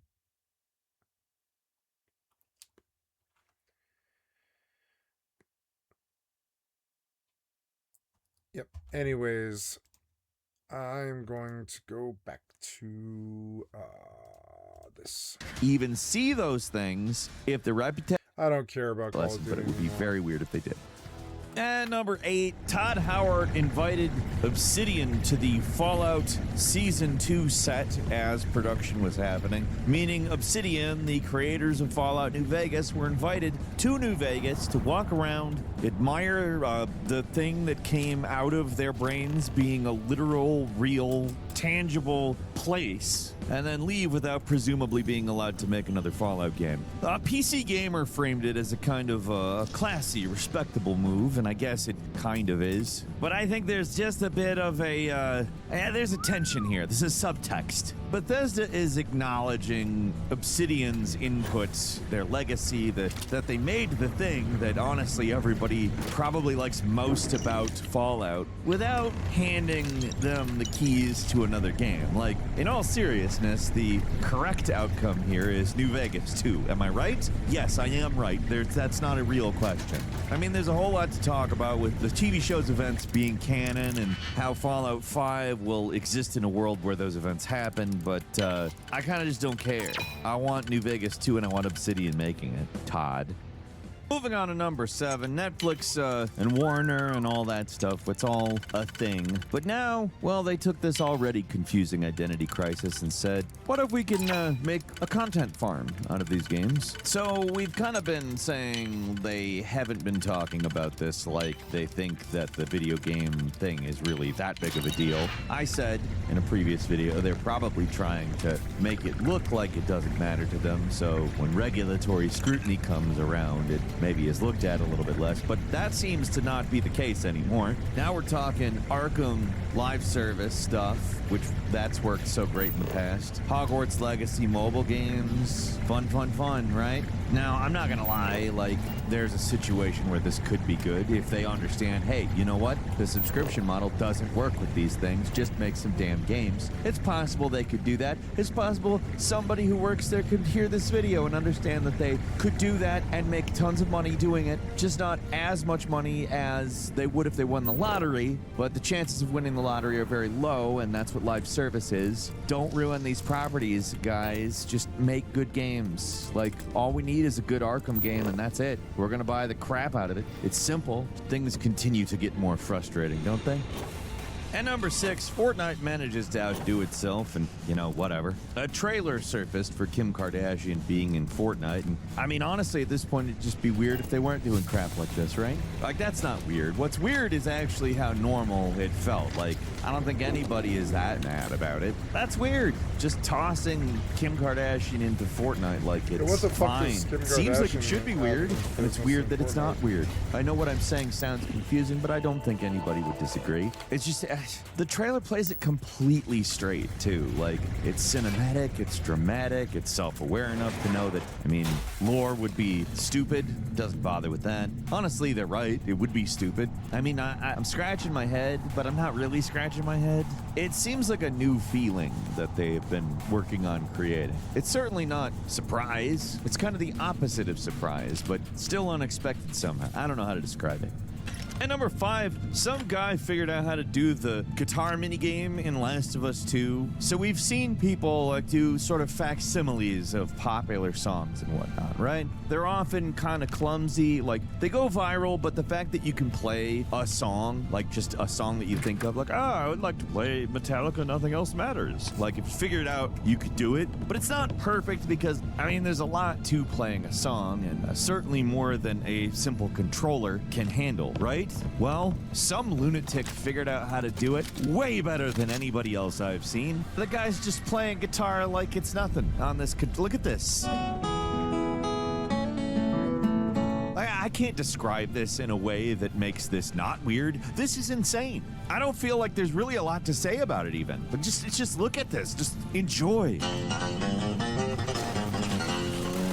Number 4, so remember King of Meat? I get it was this game that was going to come out. I don't really think anyone thought it was going to be a big hit. It looked kind of cute. Kind of felt like the Fall Guys. It looked a little like that, but a little different.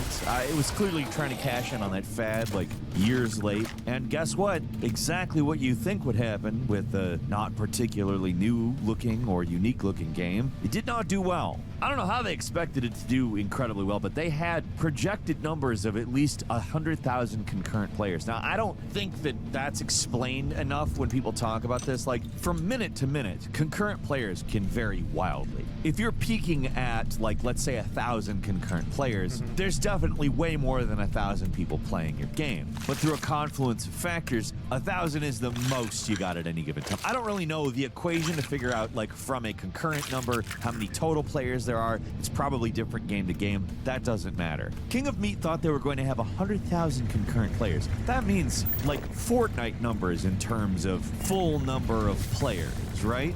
That's insane. But on Steam, the game peaked at 320 players, which is a lot less than 100,000. And also, this happened over a free weekend, meaning they were letting everybody play the game, which you have to buy for free over the weekend.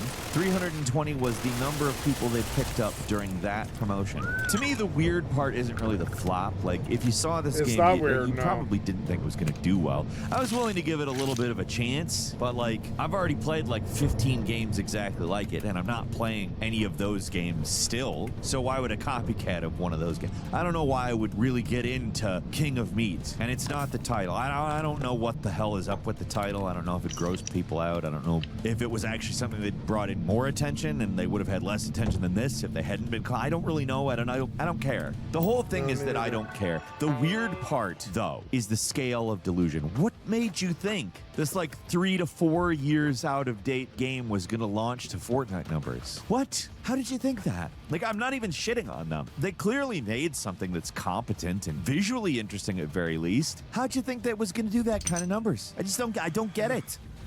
And number 3, apparently Dispatch has a fully implemented secret ending that nobody has found at all. Like, the only reason it was found is because it was data mined. But apparently, the developers said there are conditions that you can just straight up trigger this ending. It's just that nobody has. That's the thing, though. I don't know if they thought, like, people were just gonna, like, patiently attempt to do different things. I mean, that's how a lot of secrets have been found. But now people are just like, no, let's data mine it. It does kind of ruin the fun, but also there's a reason that people didn't get it. I mean, people went through Dispatch like crazy. It's just unintuitive. And number 2, Ark 2 was revealed in 2020, and now it is delayed again. Like, did you think it wasn't going to be delayed again? This game gets delayed all the time. I mean, I don't even really want to, like, act like it's weird that it's been delayed. Everything about Ark 2 is bizarre. It's probably going to be cool if it ever comes out, but they continually delay it. I don't know if it has anything to do with Vin Diesel or not, and it doesn't really matter. And finally, at number 1, as it turns out, the entire Total War battle system was built by a guy who did not know how to code. Let me say this again. The developer responsible for Total War's battle engine, which has powered battles in the Total War games since Total War Rome, had never written game code before being assigned to this task. It's not a side system either. It's like the basis of the game, the most important part. Somebody came into somebody else's office, and the guy was like, do you know how to code? And the other guy who was sitting in the office was like, no, I don't.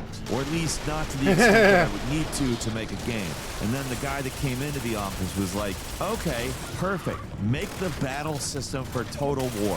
And it kind of explains everything about Total War. Like, the battle system is brilliant and also insanely janky. They were not burdened by the limitations that someone might be taught over years of learning code. But also, they were not burdened by the experience of knowing how to make a game. This is crazy. It's absolutely legitimately crazy that somebody who is literally new to coding frankly built one of the most iconic and enjoyable systems that has ever existed. Crazy. Also awesome, inspiring, cool. I like it. I do have a bonus for you too. PC Gamer reports that motherboard sales are down nearly 50%, not because PC gaming is dying, but everybody just looked at the modern upgrade prices and said, well, can't do that. Okay, so even the hardcore builders, according to this story, are saying they're just sticking with older rigs. I mean, I don't know what to say other than it feels like they're trying to push us out of owning things. Like they want us to rent cloud shit. And for this type of application, it's not cool, guys. That's all I've got for you today. Leave us a comment, let us know what you think. I don't know, if you're not subscribed, it's a great time to do my Alienware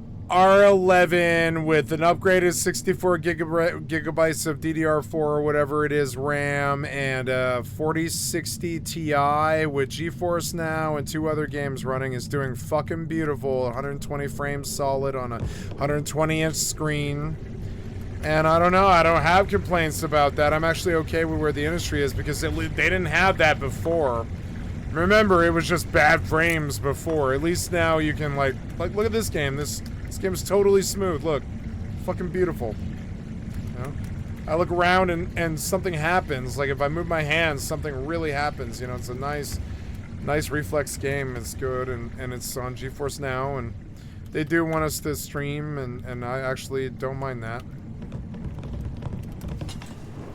Hey, I'm making progress in this shitty quest and I'm back where I was a week ago, finally.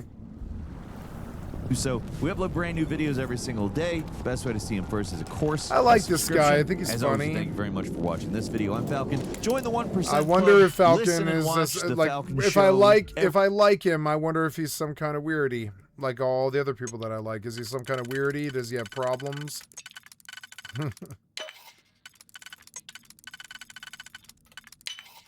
I'm getting scared of liking people now.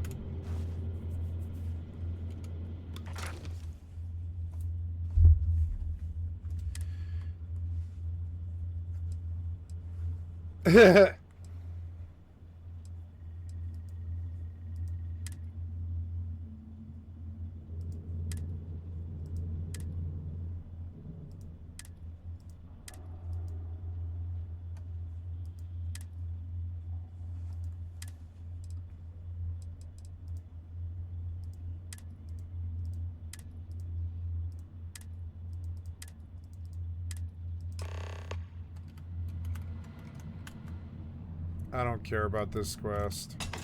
I don't care about the story. I wish I cared more. I don't. Unfortunately. Maybe I should start a new run of Disco Elysium, but it's also like I've restarted that game so many times. I think I want to download Disco Elysium on Epic. I don't know. Can I play Disco Elysium or will you shut me out? Let's go see.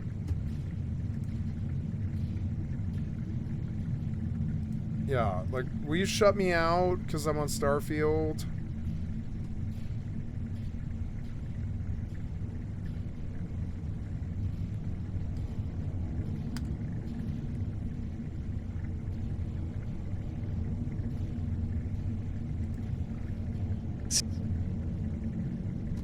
Sam Cedar, Emma Vigland on the Majority Report. Again, we're having we're doing a special tech day today where we have tech issues and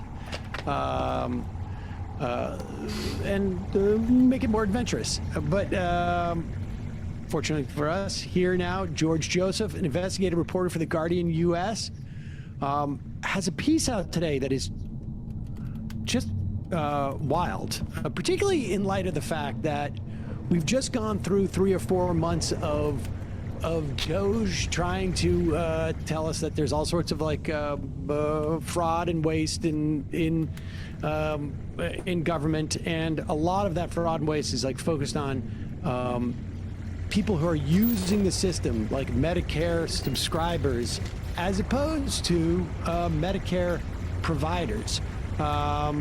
George, welcome to the program. Why do I have 2 goals? Great to be here. Okay, so really walk us through this. My understanding has always been that like 2/3 of our elderly in nursing homes are paid for by Medicaid. And essentially you have to draw down all of your assets, depending on what state it is, to $2,000 or $5,000, and some things count as assets and not. And then Medicaid will start paying for you in these states. But apparently also there's a dynamic between Medicare and these nursing homes. And where does United, tell us about that dynamic, and then let's talk about United Health. Sure. So there's traditional Medicare, which a lot of people are familiar with. But then there's a privatization initiative called Medicare Advantage. And actually the majority of seniors today in this general Medicare world are on Medicare Advantage. So what that means is large insurers like United Health are being paid fixed sums per senior to cover their services.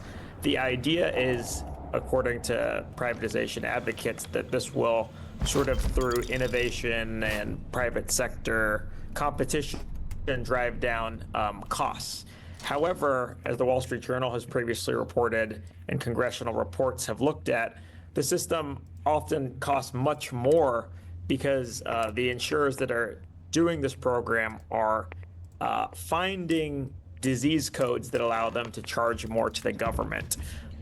What our story is looking at is the other side of the equation, which is how they can minimize medical expenses. Specifically, our reporting is looking at nursing homes where patients are enrolled in United Healthcare's Medicare Advantage plan and the behind-the-scenes tactics that the company used to allegedly delay or cut or avoid expensive hospital stays for those patients. Okay, so and just to reiterate, because and so I have it clear. I mean, the biggest knock, the most traditional and obvious knock on Medicare Advantage has been that the private insurance companies are overcharging the government, and I think the reimbursement rates were something like 20% over typical Medicare. And I don't know, other than like we took their word for it when we wrote this legislation to develop Medicare Advantage. I mean, I personally think we should not. There's no reason to have this type of private thing. I mean, if you want to have supplemental, but so the provider's been ripping off the government by inflating the cost of things. But the other side of that ledger is where your piece is, and it's one slice of presumably there's a lot of services that Medicare Advantage supposedly is providing. And what they're doing is they're trying to figure out how to basically, they've paid for this person already, and they're trying to reduce costs. This is what innovation is. How can we get these people to stay alive without providing them health care? So in the internal emails that we got as part of our reporting for the story, you can see United Health executives discussing how for the nursing home population, long-term nursing home residents, if they can just drive down hospital rates this much, we're going to save X hundreds of thousands of dollars.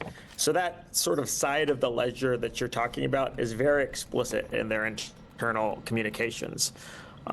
And so they do this by a variety of means. Hold on, just before we get into how they do it, just so that people understand, you're at a nursing home, but you have some type of acute health situation or something. The nursing home does not have the facilities for this. And so they'll move you, and sometimes that may be just like a floor up, it may be the next building over, or whatever it is, but you're put into a different type of care that is going to be far more expensive. And so just so that people understand like what we're talking about. Is that right? No, what we're talking about is a medical provider working at the nursing home, like a nurse, might think you need to go to the hospital because you were in serious medical emergency. In this case, United's program has inserted itself into that process such that they get to influence the decision about whether you get sent. So let's say you're showing signs of a stroke. Now United, which has a financial interest in having to pay for your stroke care, is in the process in deciding whether or not you go to the hospital. And they are incentivized to see you as maybe more healthy than you might be in that moment because it keeps you from incurring all those costs that they would theoretically be responsible for covering. Well, that's certainly what several of the current and former nurse practitioners from United Healthcare that we interviewed said. I mean, just walk us through a couple of those stories because it's so, I mean, how is it that it seems like it's a huge conflict of interest to have the insurance company that is responsible for paying for the care to determine that specifically. It's one thing for them to have the schedule of fees and say like, you know, hey, if you've got a hangnail, we're not going to pay for, you know, an MRI or something like that. But it's another thing to actually have their own staff on the ground, almost like running interference, it feels like. Well, this is the power of vertical integration, because United Healthcare is not only a major insurer, but also one of the largest companies employing or affiliating with thousands of doctors, tens of thousands of doctors and nurse practitioners across the country. So by having their own medical teams in these nursing homes, stationed in these nursing homes, or working as on-call staff for nurses to consult, to get advice or guidance on what to do, they are able to influence the decisions of when or if patients are sent to the hospital. The company, in response to our reporting, says, oh, we don't make the decisions, that's up to the facility.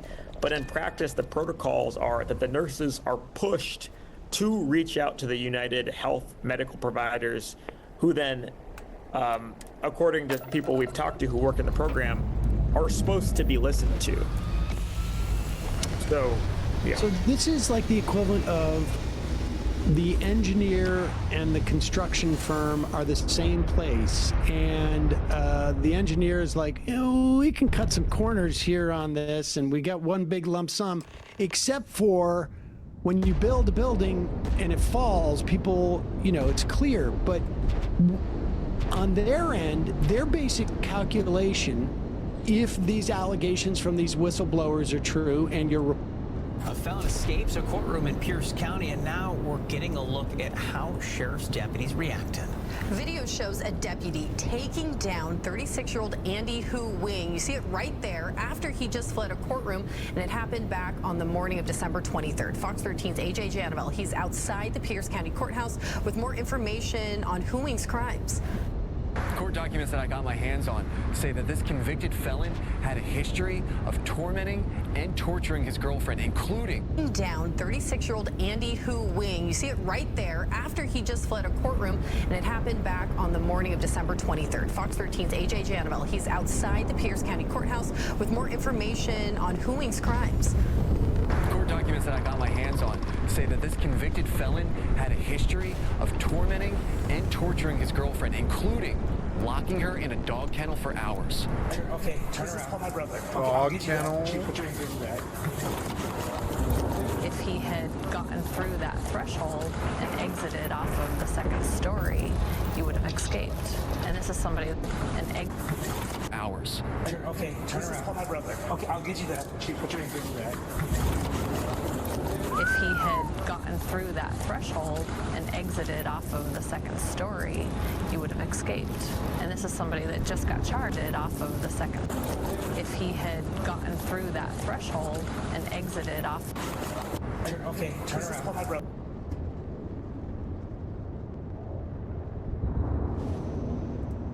Can you just tell us why you guys were called up? Sure. About 10:45 this morning, our units were called to a welfare check at the residence that's behind me, about the 8400 block of Southeast 46th Street. When our officers arrived, they observed from the outside of the building that there was someone down inside. They made entry into the building and found two deceased individuals inside, a female about 70 years old and a male about his mid-40s. Both were found with obvious gunshot wounds, and at this point we're still under investigation as to motive, who, all of that sort of thing. We're still waiting for warrants and things like that. Yeah, anything you can tell us about a possible suspect? You know, we don't think there's an outstanding suspect. At this point, we're still investigating. We've got our detectives here. We're going to have assistance from Washington State Patrol. There are crime people that are going to come in and process our scene for us. And we're currently working with the King County Prosecutor's Office for any warrants that we might need to evaluate and to look for additional evidence or any sort of motive. At this point, do you know who you're looking for? We're not looking for anyone. We believe that both individuals inside, we're investigating this as a potential homicide-suicide. It's very unfortunate. Obviously, this hits our community very, very hard, but that's our investigation as of this point. We are very open-minded. We're looking at all the evidence that's potentially there, but at this point, we're using that as our baseline. And the people who were found deceased, what's their relationship to the home and each other? Sure. It's the mother who owns the home, the 70-year-old female, and her son was also found inside the building. Do you know if anybody else lives in that home? Not that I'm aware of at this point. You guys got anything? The security cameras on the outside, is that something you're looking at? Well, yeah, we're looking at everything, yeah. Both the security cameras of the residence itself and any surrounding homes that might have surveillance cameras, ring cameras, that sort of thing. So right now, does the video show anyone leaving? We haven't looked at the video yet. Unfortunately, we're required to get warrants for a lot of that stuff, so it slows everything down, which is good. That way we don't miss anything. Can you talk about how unusual this is for this area? It's not unusual. We do have events that occur like this. They're very far apart, so several years in between events like this. This time of year, unfortunately, domestic violence tends to go up. I'm not sure if that's what this case is. We're still investigating that, but we do see a rise in domestic incidents that occur during the holiday times. Firearm was recovered in the home? That is correct. The firearm was recovered in the home. I don't have any details as far as the type of firearm or anything like that. But you believe that's the firearm that was used in the incident? That is correct. And I'm assuming the son is the one who's responsible? We don't have that. There are major developments in Minnesota's fraud crisis, specifically related to child care. Here's the latest. We believe the state of Minnesota has allowed scammers and fake daycares to siphon millions of taxpayer dollars over the past decade. The U.S. Department of Health and Human Services says it's freezing child care funds for Minnesota after a YouTuber claimed to uncover fraudulent centers in a viral video. The state gets about $185 million in federal funds each year. The HHS deputy secretary says he's demanded Minnesota Governor Tim Walz audit those centers featured in the video. The governor responded on X, saying this is Trump's long game. We've spent years cracking down on fraudsters. It's a serious issue, but this has been his plan all along. He's politicizing the issue to defund programs that help Minnesotans. Some of the featured child care centers are firing back. This one says footage from their security camera proves kids were present when the YouTuber stopped by. Our Connor White went there to take a closer look. All new at 10. You want to make ready for kindergarten. This is ABC Learning Center in Minneapolis. They have to learn ABC and numbers. Director Ahmed Hassan gave WCCO a tour after finding his daycare in the national spotlight. All right, we've arrived to ABC Learning Center. In a now viral video, right-wing YouTuber Nick Shirley claims nearly a dozen daycare centers in Minnesota are taking public funds but not providing a service. He says ABC Learning Center is one of them, knocking on the door in mid-December. I would like to check a child in the daycare. Hassan says this man did serious damage, and I can't believe they're quoting Hassan. Employee didn't respond because Shirley was in a group of about 8 people, and his staff were concerned about recent ICE activity. Is this daycare committing fraud? Oh, Hassan, never mind. I thought there was a Hassan Piker. No, we're not committing fraud. Hassan showed us security footage from the same day Shirley was here. According to the timestamps in the videos, this woman takes a young child into the center at around 9 a.m. that day, about 3 hours before Shirley arrives at the door closer to the street. Within the hour after Shirley leaves, a woman arrives at the other door with a stroller. A larger family heads inside a few hours later. Tuesday afternoon, WCCO found at least a dozen children at ABC Learning Center, which is licensed with the state. Records show Minnesota officials last visited the daycare in November, noting some corrected and ongoing violations related to day-to-day operations, but no record of fraud. What did I do? I'm just a typical human being who wants to live and do the right thing. Goddamn right, we love you. You are my fellow American. I'm sorry. Umi Hassan, the daycare's current owner, believes these latest fraud accusations are political. Both she and Hassan are Somali Americans. We pay our taxes. We do whatever we can to be a law-abiding citizen. At the same time, when one Somali does something wrong, we all get collective punishment. With Shirley's video now approaching 2. I can relate. When one white man does something bad, we all look fucking bad. 3 million views on YouTube alone, they say they are getting non-stop phone calls harassing them. I was looking for a place for my granddaughter. With many of those calls attached to out-of-state phone numbers. They normally say, knock, knock, we're gonna come. Yep. You're gonna arrest, something like that. Hassan says they turned over attendance records to comply with the Department of Homeland Security request. They're now waiting to hear back. CBS News is reviewing records related to the same daycares. All but 2 have active licenses. And Aaron, while the active places have violations related to safety or staff training, there's no recorded evidence of fraud specifically. Okay, interesting. Connor, thank you so much. Well, another facility highlighted in the YouTube video was Quality Learning Center.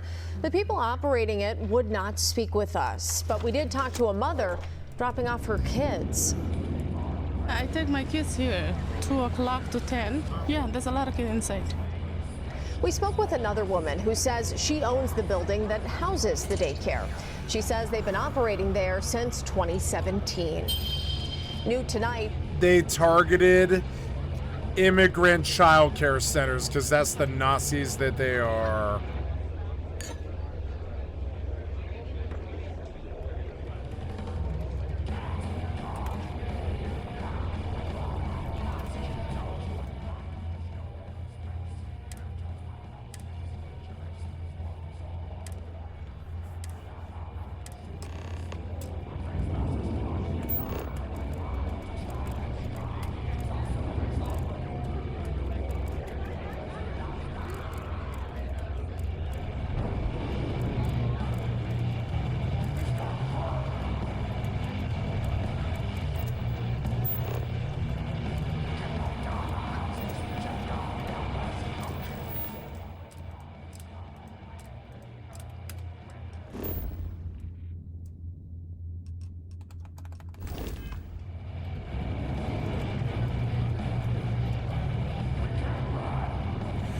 Ooh, ballistic weapons permanently do an additional 5% more crit damage. Very, very good. Look how beautiful that is.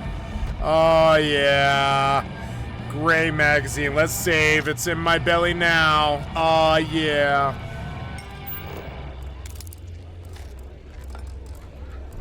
Look, the ship's coming in.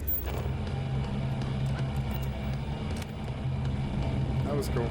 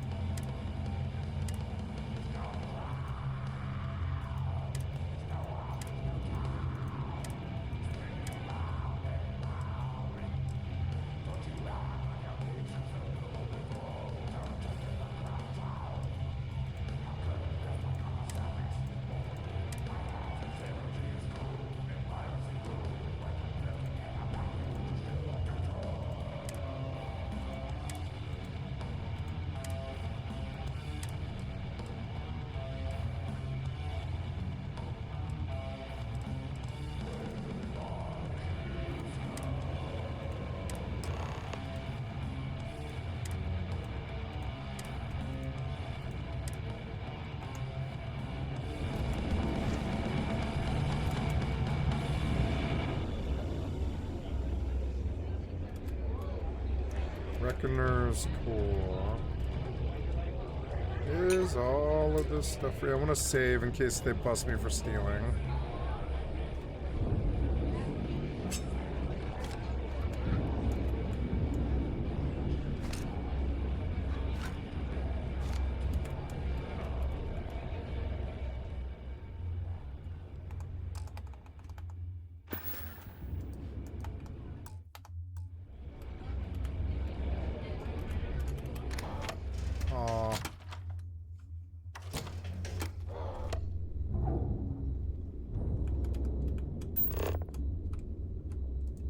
This child care facility says it's dealing with the fallout of fraud allegations.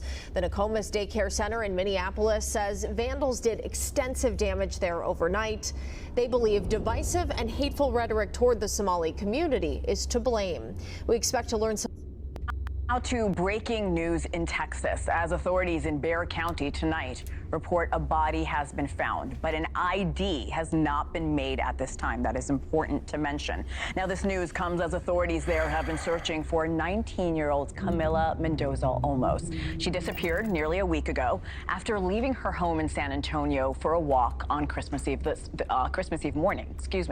Authorities say the body was found this afternoon in a field near the teenager's home. Again, no confirmation yet. However, I'm sorry, the body babe. found is that of Camila Olmos. Authorities say they do not currently suspect homicide, that the scene is being processed just as a precaution. Instead, they say indicators suggest the death is possibly due to self-harm. They add a firearm was recovered on the scene. It belonged to a relative and had previously been reported missing. But again, the ID of the body found in Bexar County has not been confirmed as of yet. We will continue to follow.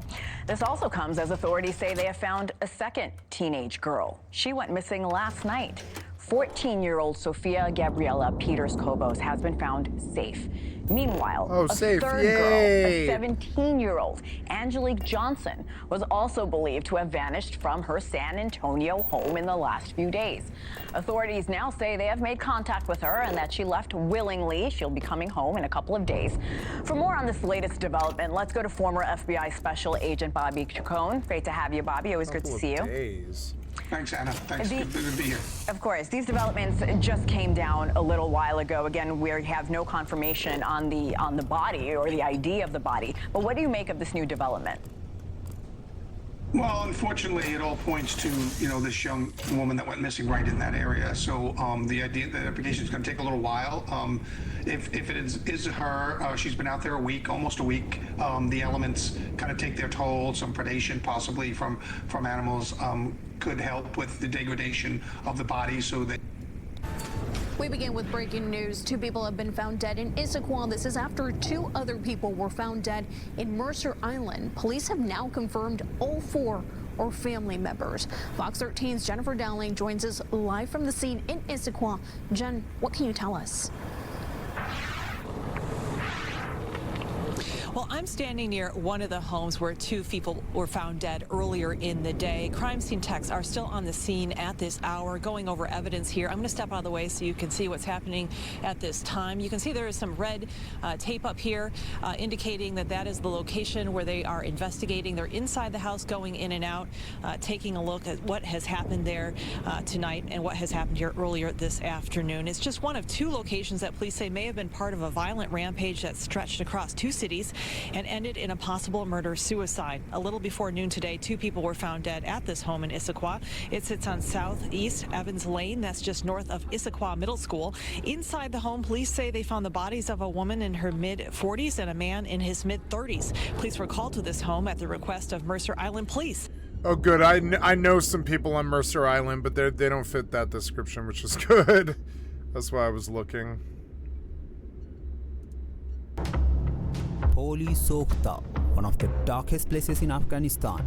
Beneath his broken breach, nearly 2,000 drug-addicted and homeless people have been living for the past 20 years. Hundreds and thousands of drug-addicted people under this bridge who cannot even stand. This is the only place in the world where even dogs are addicted. One of the reasons they are making these dogs addicted. According to the United Nations Office on Drugs and Crime, Afghanistan has around 4 million drug addicts, one of the highest numbers in the world, and Holy Sokhta is among the worst affected areas. People come here and get trapped in a deadly cycle. We are hungry and thirsty lying under this bridge day and night. There are people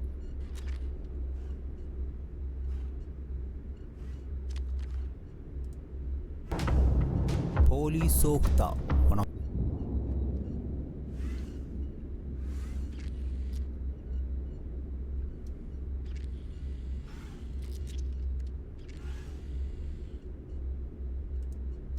Hello, guys and gals, me Mudahar, and I'm reporting to you from the dystopia we live in. Now, ladies and gentlemen, I realize that a lot of the stuff talked about this year has been very, very negative, but to be fair with you, I think with a lot of negativity, there is actually a lot of silver linings and positivity to look forward to. Let me just take my meds really quickly. And ladies and gentlemen, to give you an idea, this is a Nintendo 3DS. Live in. Now, ladies and gentlemen, I realize that a lot of the stuff talked about this year has been very, very negative, but to be fair with you, I think with a lot of negativity, there is actually a lot of silver linings and positivity to look forward to. Let me just take my meds really quickly. And ladies and gentlemen, to give you an idea, this is a Nintendo 3DS XL. That was $186 a couple days ago. And I was like, did they figure out how to run a chatbot on this device? Now, I've been playing a lot of Resident Evil 5 Mercenaries 3D on this. It's crazy to think we lived in a time where game optimization allowed you to run goddamn Resident Evil Mercenaries on a 3DS. But you know, times have changed. Ray tracing is a thing, and 30 frames per second is becoming the norm. Duplicated by fucking frame generation, and you get 60, maybe 100. Anyways, but the reality is, I think people are just lining up to get these 3DSs because they yearn for a pretty good system, even though for the same price, you can get yourself one of these AIM Thors and experience those same 3DS games in proper style. But that being said, ladies and gentlemen, to get back to the story over here, this is not about the 3DS, okay? To give you an idea, our shit is getting so expensive. When it comes to PCs, you know, I used to watch a lot of PC-centric channels on the internet, I really did. Like, I'd always love watching, like, the gaming computer builds, but to be real with you, I've kind of fallen off a lot of it, mostly because, honestly, looking at how expensive computer prices are is, like, frankly, one of the most depressing fucking things, especially if you're a... I'm so glad I bought in when I did. I was like, what if the world gets so shitty I can't buy a fucking rig? I can always repair a rig or upgrade it, spend some money, rob a bank if I have to. But if I have to buy the rig for $4,000, that might as well be $4 trillion. I mean, $4,000 to me is $4 trillion. I'd have to rob a bank or something. It's, you know, and so in 2020 I spent like, you know, $2,800 on this computer, and since then I put like another $600 into it because I knew I needed a rig that would run, you know. Now, I don't think about hardware restraints, which is such a different reality than how my life was for many, many years. Gamer like me. So if you look at the prices for some of these things, like 16 gigabytes of DDR memory, $49 in August 2025. By the end of the year, $189. Oh shit. You know, you ever wanted to get yourself like a little... You know, I bought RAM. I bought RAM in 2023. I probably don't have to worry about it for a couple of years. Hopefully the insanity ends by then. Maybe they'll put Donald Trump in jail or whatever. A hard drive, like a Western Digital Blue, not even the best, $45. Yeah, I kept thinking I needed to buy an SSD drive that was actually a terabyte, and I haven't done that. What's...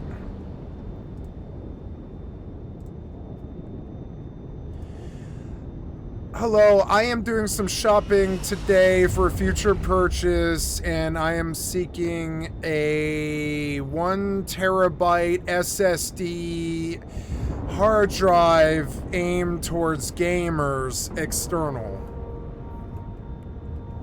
Can you give me a price range?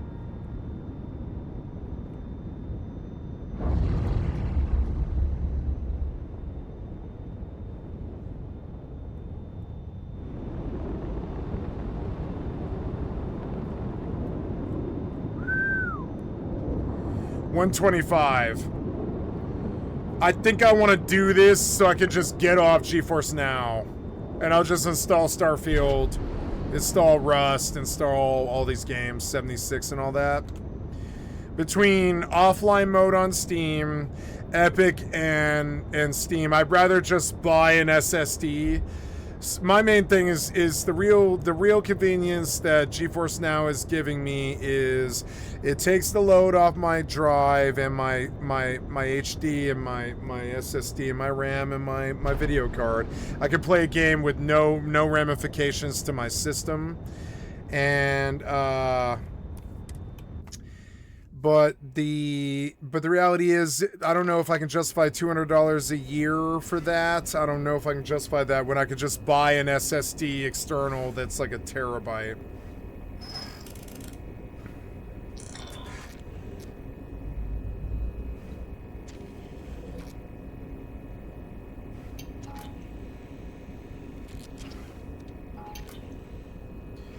So yeah, for around $140, I could get an SSD.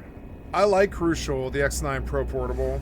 Look, that's cheap, the 109. You probably get a good deal too on sale.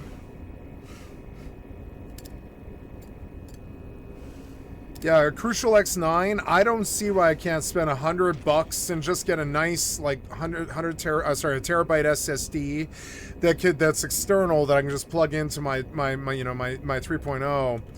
And So where am I going? I'm going up here. Yeah, I'm just following your stupid fucking quest things.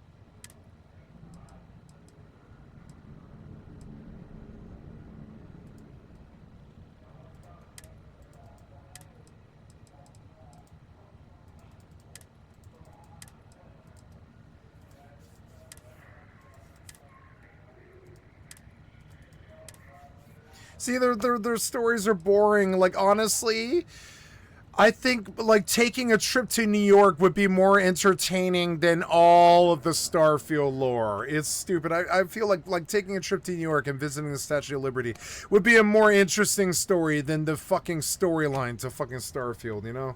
It's like a day out is more important. That's not important, but more like there's more, like the more interesting story in a day out or whatever than there is in this. It's so dumb. It's hard for me to follow this dumb story. It's so dumb. I don't mean to deride them over it. At least it's there. It's there for the kids, and I'm not a hater.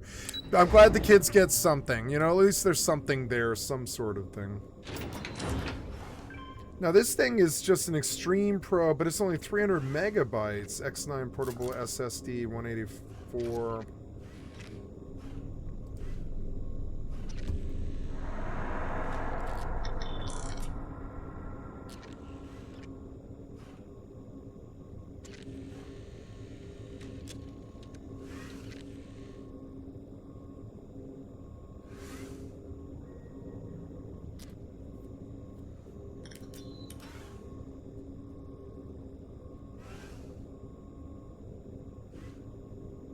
Oh, maybe I can go even cheaper.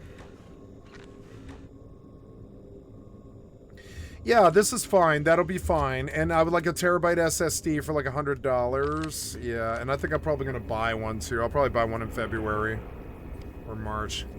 I'll buy like a 1 terabyte SSD and I'll put Starfield on it, Rust, all the things that I have on GeForce Now.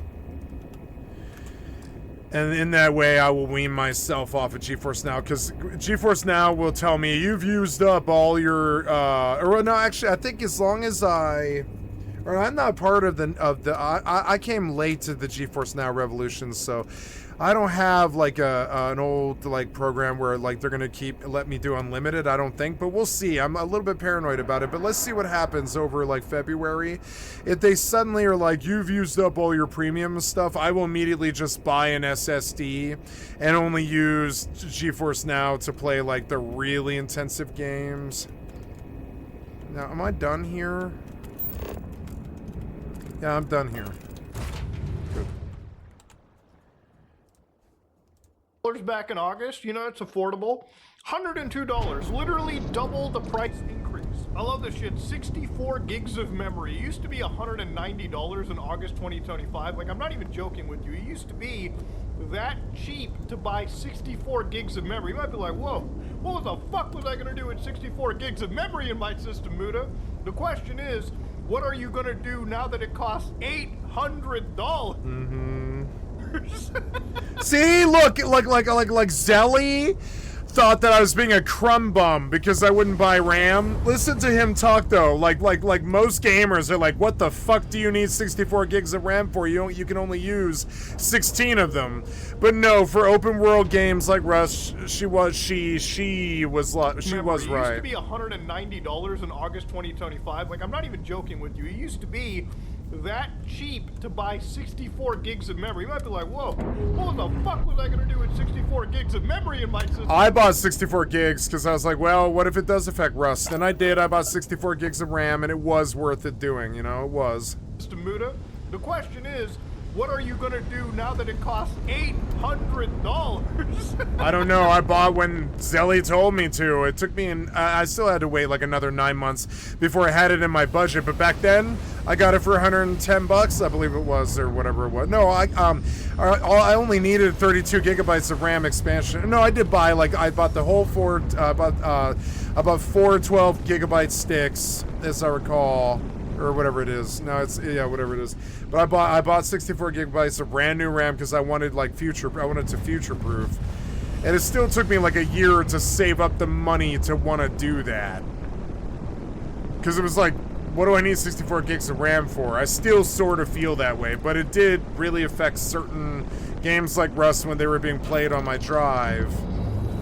Goddamn insanity. Yeah. But you know, I could sit here and talk about like these. I think that was the Microsoft assassin willing to find out, because you know I'm about to mention Linux in this video. But to give you an idea, it's not really about the prices that are kind of the issue. You know, ultimately I feel like we're headed towards a direction where a lot of these big gaming companies, or a lot of these like tech companies in general, particularly I would say Nvidia, actually might enjoy that you buy less of their stuff. Because ultimately gamers are getting less of the actual hardware delivered to them because we're losing the manufacturers, we're losing some of these like big tech companies, and they're mostly filling their orders in for the big data centers and shit out there. Like I was reading somewhere that OpenAI literally like just basically stole or grabbed or bought like the most massive bulk order of actual RAM that you could find out there, basically starving out the competition. Now, this really isn't that big of a joke, too. OpenAI, which is by far one of the largest companies, or the guys that make ChatGPT, secured up to 40% of the world's DRAM supplies. That means the world, buckos.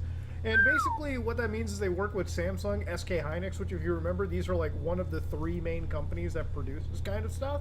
Yeah. So here they brought approximately 900,000 wafers per month. Basically what it means is that this stuff is intended for something they call the Stargate Data Research Center, which, if anybody doesn't know, this is the US's like literal military response to China, like how the United States wants to be the #1 in artificial intelligence.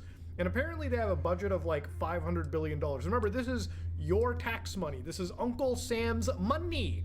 All of you contribute to the US government, and this is the money they're spending to be #1 in AI. So remember this, okay? The reason why AI is super duper winning right now and not gaming is because the US government basically backs all of these, they basically back this entire project. So the AI bros have effectively convinced the US government, and same thing going on in China, same thing going on in the big countries in the world, to basically spend an astronomical amount of money on this shit. And remember, there is no way in hell that you're winning economically in a battle of finances between with the US government. It's just not happening, okay? This country will spend so much money, it actually will blow your mind. You know, because that's where we're at in this stage. So of course I saw this thing with like Nvidia where according to them, they were actually going to make it so that if you were going to be purchasing their Nvidia GeForce Now, which is cloud streaming, like basically where you rent a computer from the sky, starting on January 1st, Ultimate and Performance memberships have a high monthly max playtime of 100 hours.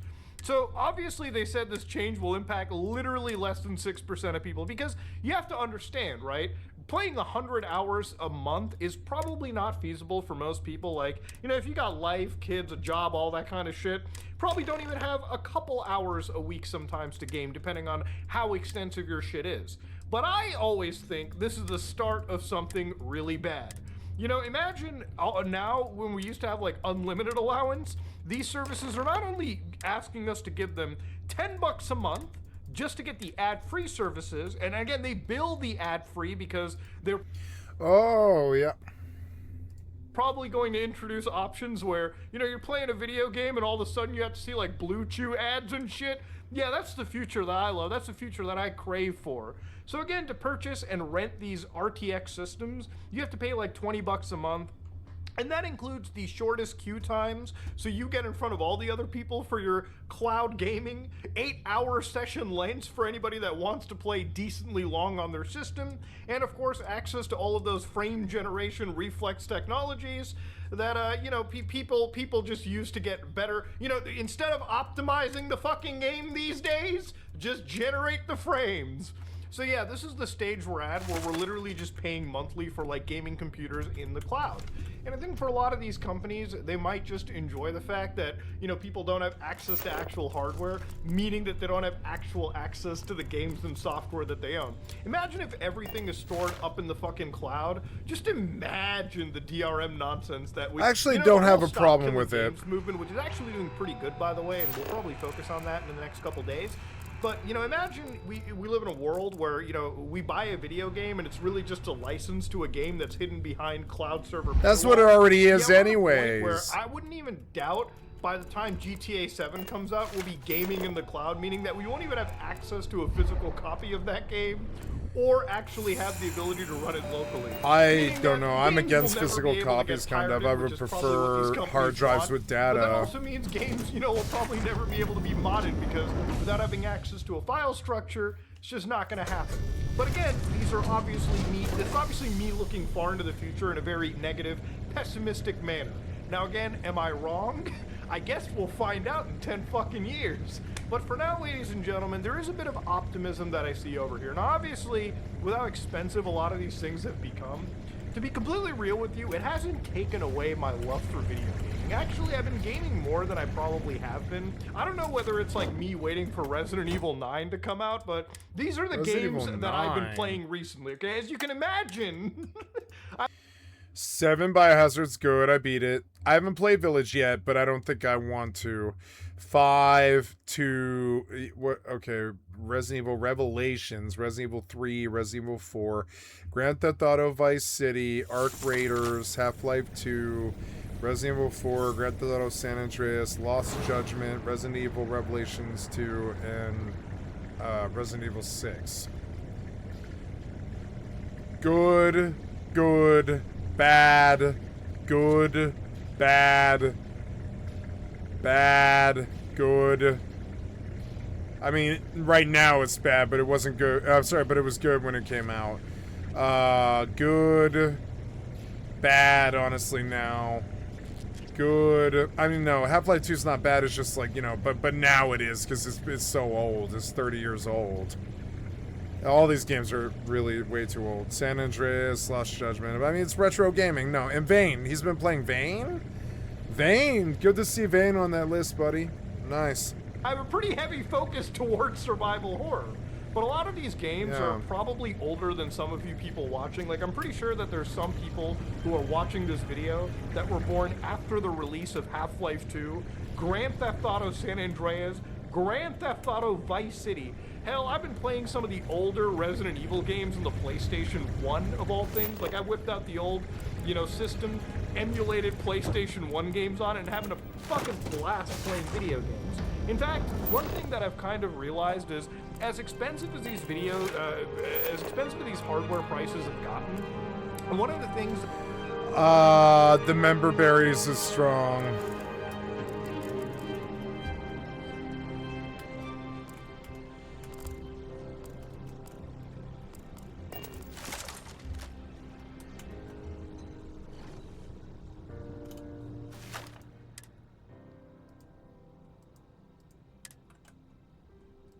that like I've just done is kind of dug out older parts, put an older computer together, and actually just ran things like EmuDeck underneath it. Now, one of the cool things about this is that if you actually look into the Linux community, one of the big positives is that Linux distributions have been surprisingly growing as fast as they can. Now, I'm not going to say it's the year of the Linux desktop. That's a level of copium that even I can't fucking deal with on my channel, okay?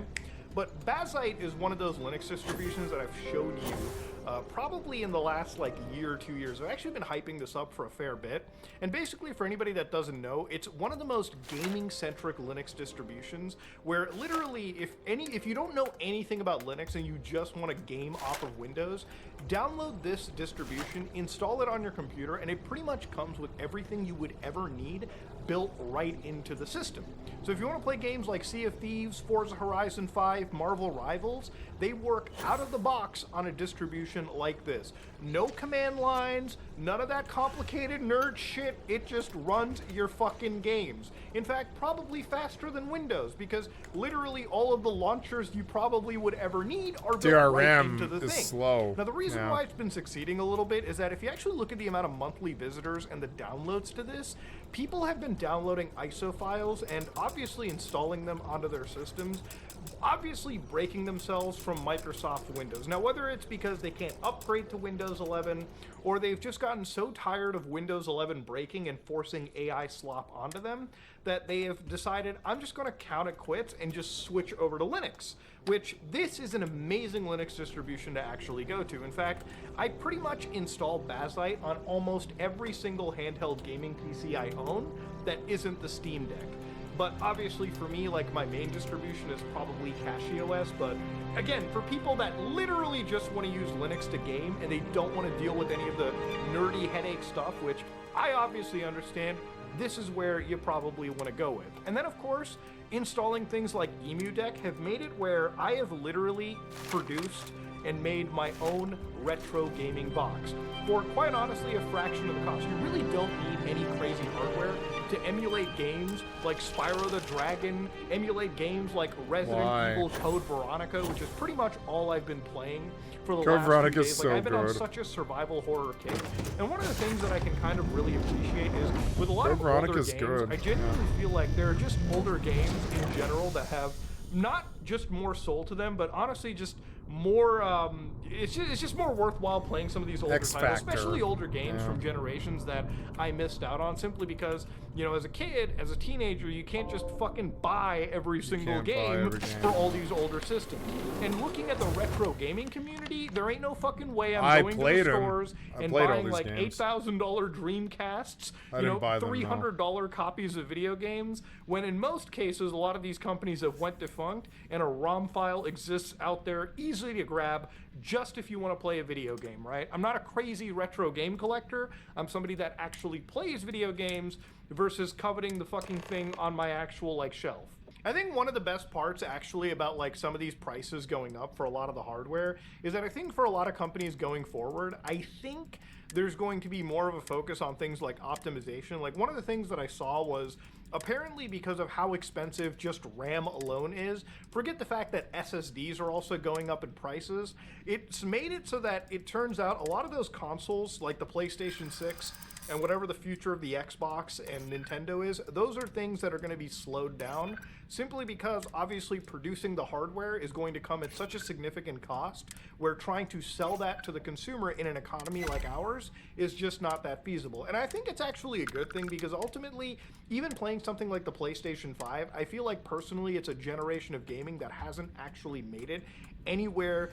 No, not like 4 or even 3. You know, to really show off its true potential yet. I feel like a lot of the games that I'm playing are simply just extensions of PlayStation 4 games with just higher resolutions and slightly better frame rates, if anything, right? Ultimately, I'm still waiting to see how beautiful games can really look when they exclusively are made for the PlayStation 5. You know, when you look at games like Grand Theft Auto 6 and Resident Evil Requiem, these are the only two games I'm necessarily they don't excited exist. for. And it's really just GTA 6 that feels like it's the one game that actually is using the hardware to its real, honest potential, right? Like, it's the only game that looks like it belongs on the PlayStation 5. And honestly, I haven't really seen any other game this generation, personally speaking, that's really blown my mind. I think the closest thing might have been something like Final Fantasy VII Rebirth, and even that game felt like something that probably could have been ported onto the PlayStation 4 if the development team really wanted to push that there.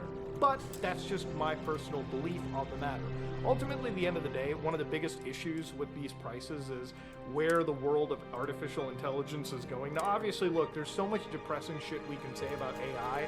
The amount of scams that have happened because of artificial intelligence has risen through the fucking roof.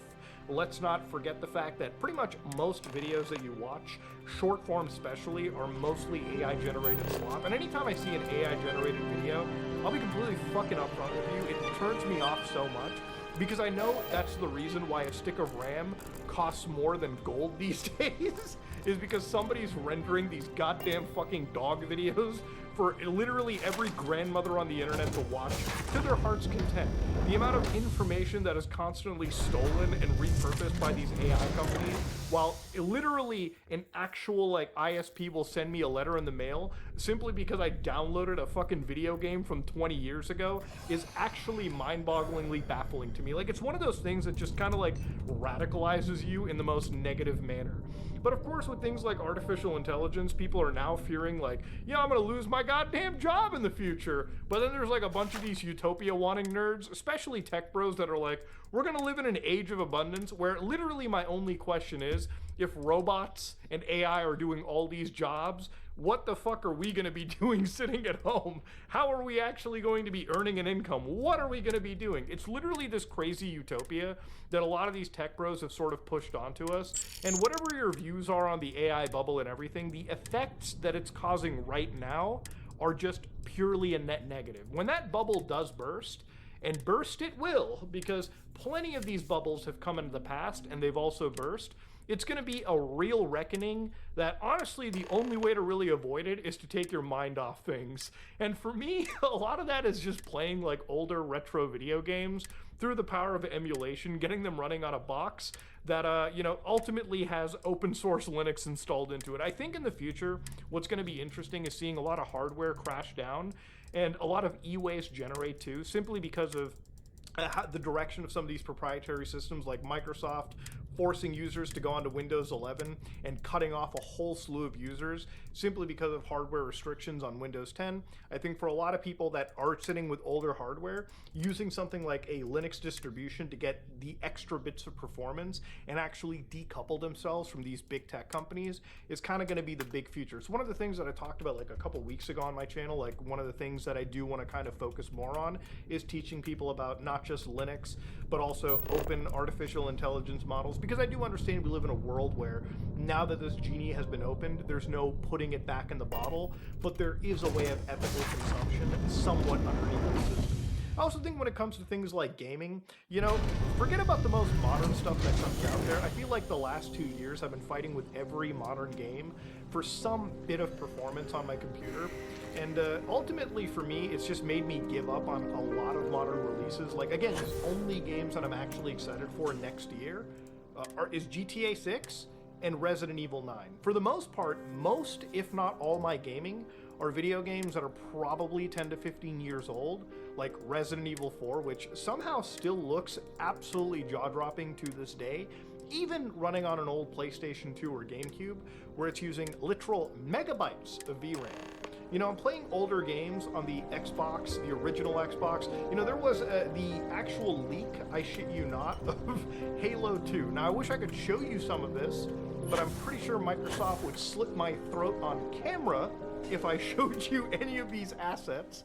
Because, yeah, I've been just playing older stuff on the Xbox, the GameCube, the PlayStation 2, RPCS3, heck, even PlayStation 4, which sooner or later will become retro. Just emulating stuff, running older games is pretty much where I'm at. And it's something that I think most people will probably have to start getting used to, or maybe they'll be incentivized to experience it simply because buying a new computer and experiencing new games might be something that is economically out of being feasible for a lot of people, right? Now, obviously, I'm kind of mixing gaming in with these videos, but that's kind of where I use most of like these higher end systems for anyways.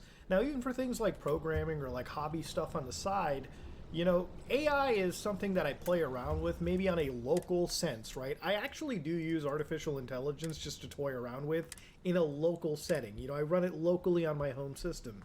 But looking at the future, I really feel like companies like OpenAI, and this goes for most of the AI companies, whether they're here or they're in China or they're anywhere else. You know, as long as these guys are working on frontier models that are not locally running, you know, not the local open-weighted models that anybody can download and run on one GPU, I do think that the future of a lot of this stuff, and I think the future of a lot of the billionaires that are running and funding this crap, necessarily want you to basically not have access to a computer. I really think this is not a conspiracy. I think for a lot of these guys, buying up all of this stuff and, you know, putting it in one area is kind of a way to centralize computer processing and make it so that, you know, if you want to use a computer or access things on the internet, you'll have to go through another layer of subscription services or be connected to these online artificial intelligences.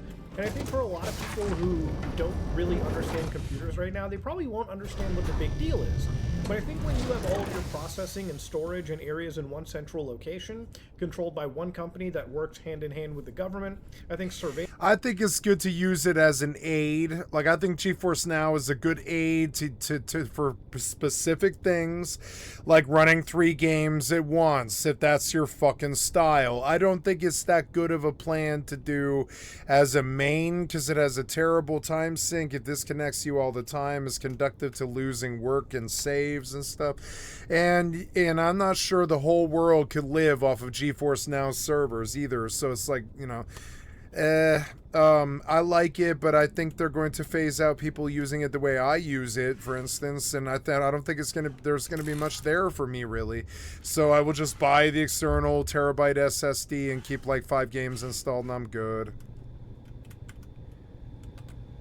I wish I had Starfield installed. When I think back how many times I've relogged into Starfield because of disconnects just in the last year, I think, god damn, what's the actual time at? It's got to be at something like 50 or 80 hours of my time. I'm just waiting while I play some other game or whatever. Is there anything else I want to do in Grand Theft Auto? I might need the stash house, yeah. I don't think I've been to the casino today. What did I do today? Oh, I tried to do that stupid mission and I ran out of time. That one mission is easy. I'll try and do that one mission. I think I would like some ice cream, but I don't know. I might wait.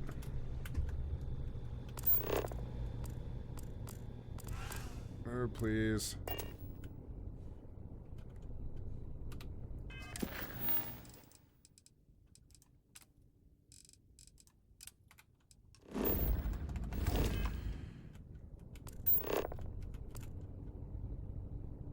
No, I don't want that.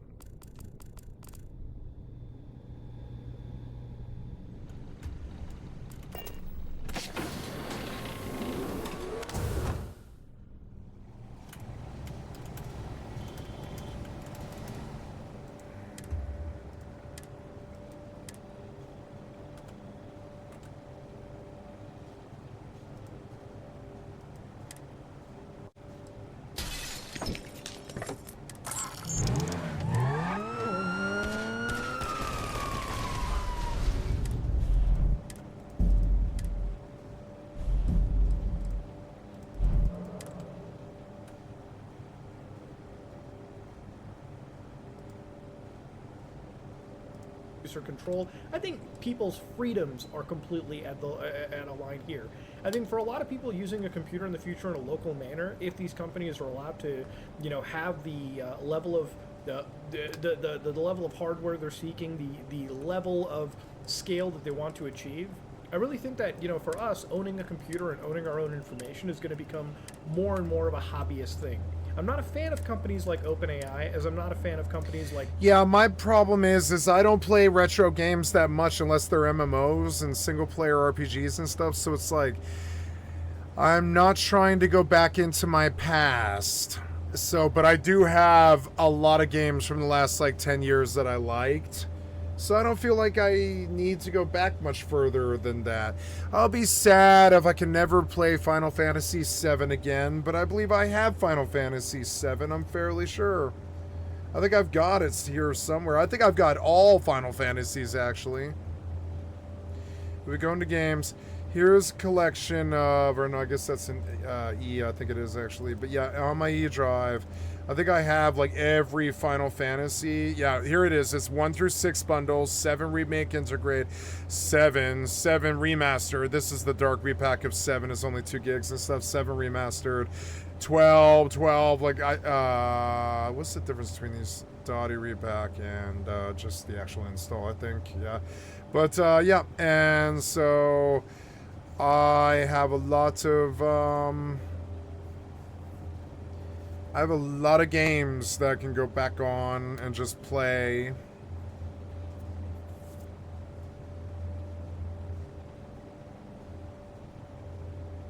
Some of these games I'll never play again, probably like Weird West or Vintage Story.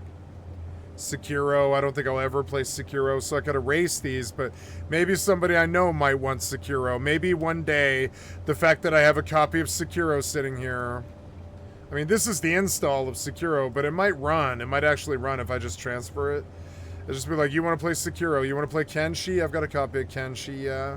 It'll just be like, here it is, I've got this game, and like, I don't know, like, I wonder if this might be worth, like, its weight and go, like, the drives were cheap, but I think having the games is really worth having it. Here is all 6,666 games that are on the NES, SNES, Neo Geo, Game Boy Advance, MAME, Sega Genesis, SMS, Atari N64, and TurboGrafx. This is all 7,000 games. So he talks about retro gaming, I think. I have that file. Everything pre-2001, I have that file. And that's what it'll be like. That's what it'll be like. You know, that's what it'll be like in 20 years. I'll be like, oh, everything pre-2020, I have that file. It's like about 100 terabytes or whatever. Or yeah, that's how it'll be, and that won't be that much in the future. So it's sort of crazy. It's like, you know, yeah, like, you know, I had that file. What of it? I could go back to it, but why would I? I want to play something modern, you know? XAI or... I don't want to make arguments against retro gaming. I just don't think retro gaming should be anything more than a download. It shouldn't ever be money. Shouldn't be. I mean, the cartridges should mean something to collectors, but I don't think the games themselves should be any harder than the companies who made them providing the software on some download. That's what games are. They're downloads of software. Just because they used to be on disc doesn't mean that we should always think of it that way.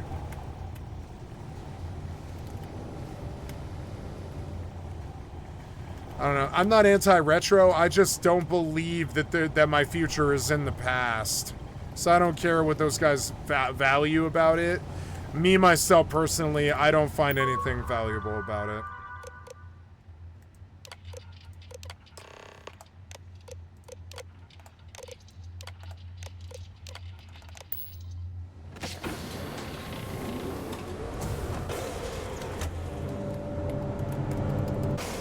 This game plays exactly like 76. They're like the same game. It's like a single-player copy of 76.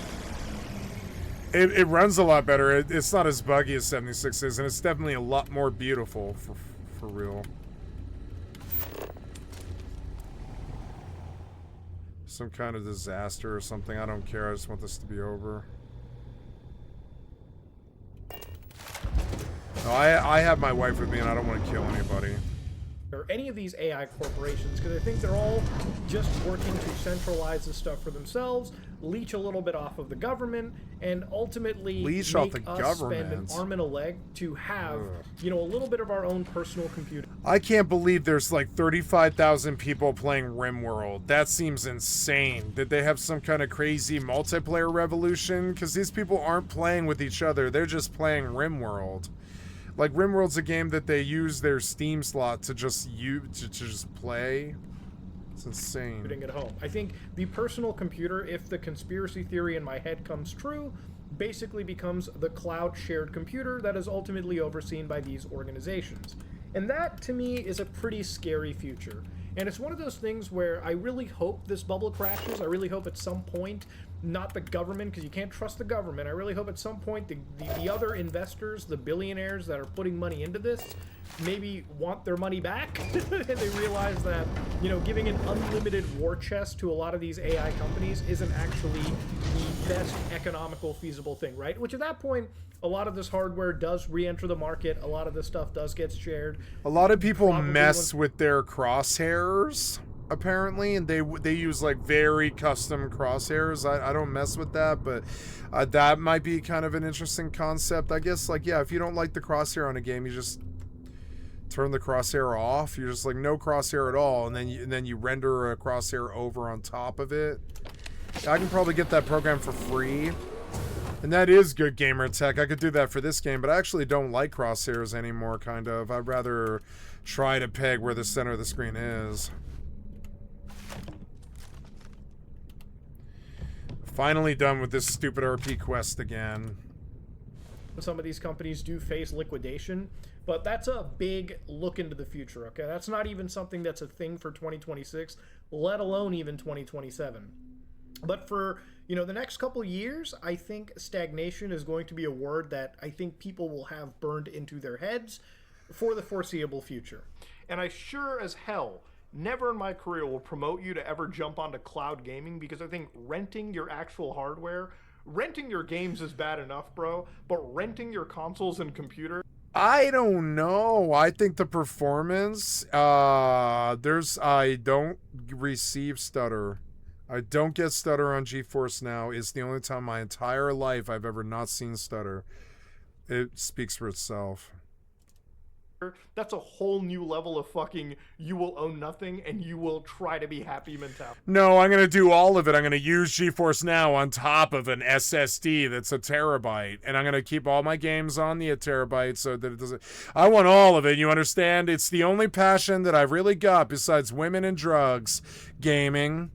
Drinking's fun. Drinking, gaming. I have a passion for true crime and like not like doing it, but like, you know, but like just like learning about it. I've got passions about history and music and stuff. But it's like, you know, this is one of the few things I really live for. So I want all of it. I want the GeForce Now running my main, heavy, most graphically advanced game that has the biggest install at all times so it doesn't tax my computer. The main game I want on their rented servers. I don't care if it costs me money. I'm a professional gamer. You guys send me money to play video games, and I'm about to spend that money here in about 3 days here. You guys sent me about, you know, $100 for playing video games and stuff. And I really love that. You know, fucking amazing. Thank you guys. And I'm going to use it to, you know, to game, you know, to play video games and stuff. And that's coming up. I'm going to buy World of Warcraft Midnight off your guys' dime coming up here on the 3rd. And then I'm going to work on player housing very slowly over like a year. And I'm thinking about investing in a yearly as well, so that I can access WoW. Maybe since New World died, I did find a bit of a home on WoW Hardcore there for a couple of months. Maybe I go back to WoW Classic Hardcore. I don't know. I don't want to play with other people, but it would be like, there's these things that I'm doing in the background. I don't know if you guys have noticed, but there's like, I'm doing like Starfield completionist on an achievement run with achievement friendly mods. I want to finish out 76. I want to finish out Fallout 76. These are games that most people don't finish, you know. And I'm not a completionist. I just want to finish these games that I spend so much time on. And you know, and GeForce Now helps with that because I can just keep it running in the background, doing passive income, keep getting stuff going and stuff. And it is you know, it is a good way to do things. And I don't know what games are coming, and I'm sure that'll change how I play games right now, but GeForce Now works for me right now. But I will eventually probably get off it because they keep imposing limits. Honestly, to me, the only value the service has is if they don't impose limits on timers or anything like that at all. Otherwise, I just will move away back to an SSD drive. I don't know. No, one of the things about GeForce Now...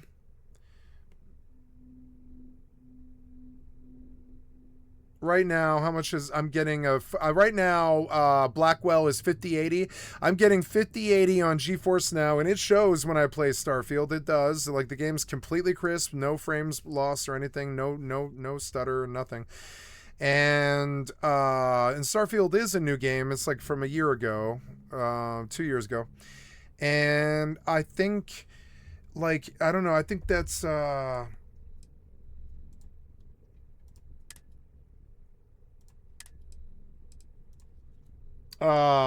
You know, like, so I want to be on my own drives, but another thing about GeForce Now is it's like I play 3 games at once. GeForce Now is perfect for stuff like that. It's perfect for it. I as a 3 game at once gamer, I benefit from GeForce Now a lot more than other gamers do. They all main games. I don't main games. I want to be able to run Fortnite without having to run it off my drive while I keep a copy of Grand Theft Auto 5 and X4 running in the background. And, you know, I gave up on X4, but I don't really want to give up on X4. I just want to stop trying, I think. I don't know. The game, no, I don't want X4 running in the background anymore.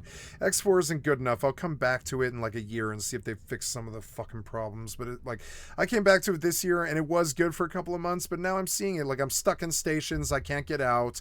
I have to buy teleportation. I can't get the ship to trade the goddamn mass to the station to be able to research the teleportation. I don't know, like I could probably have the AI write guides, but I don't think I need the game that bad. I don't think I need X4 that bad where I need to write, like, read guides and learn about it, really. It's not giving me that much fun. I just like the empire that's there. It's like a nice sandbox that I can access at will. I don't see why I wouldn't run it, kind of. I guess I could just keep it running and keep making money, and then eventually I can just buy a whole bunch of military ships and start doing military stuff. But I mean, like, and that was the plan. But it does bog down my system. The client doesn't play that well with others, etc. I think Grand Theft Auto is a better game to keep running in the background. Maybe I should try this stupid Cluck and Bell mission and get it out of the fucking way so I can get their bonus money before it ends. No, I'll pay you to offset your losses. Yeah, fuck you. I'll just bribe my way through this whole thing. I don't want violence.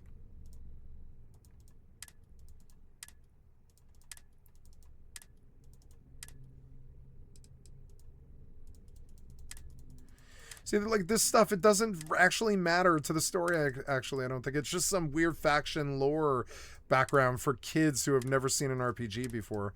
And that's what RPGs are, but I don't know. Like, now it just seems like fluff to me. Like, fluff for people who don't know what, you know, don't know what RPG is yet. Chief Engineer Sandin's ID, credits and Digipic. Can I steal this without, like, reprimand? Okay.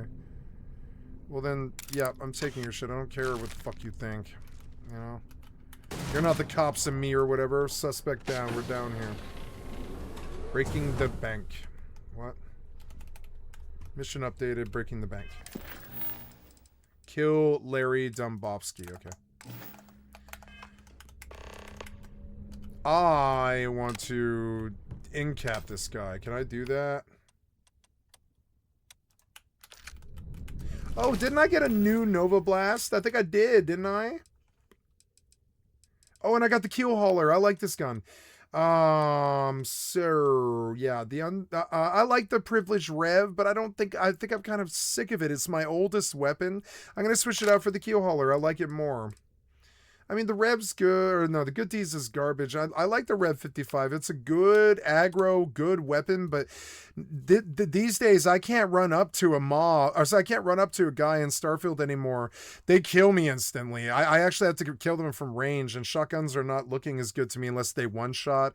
So I'd rather have like a digital shotgun as opposed to an analog shotgun. They kill faster and harder.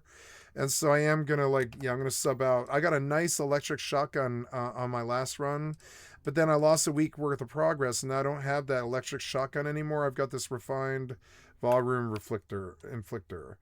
That's a better slot.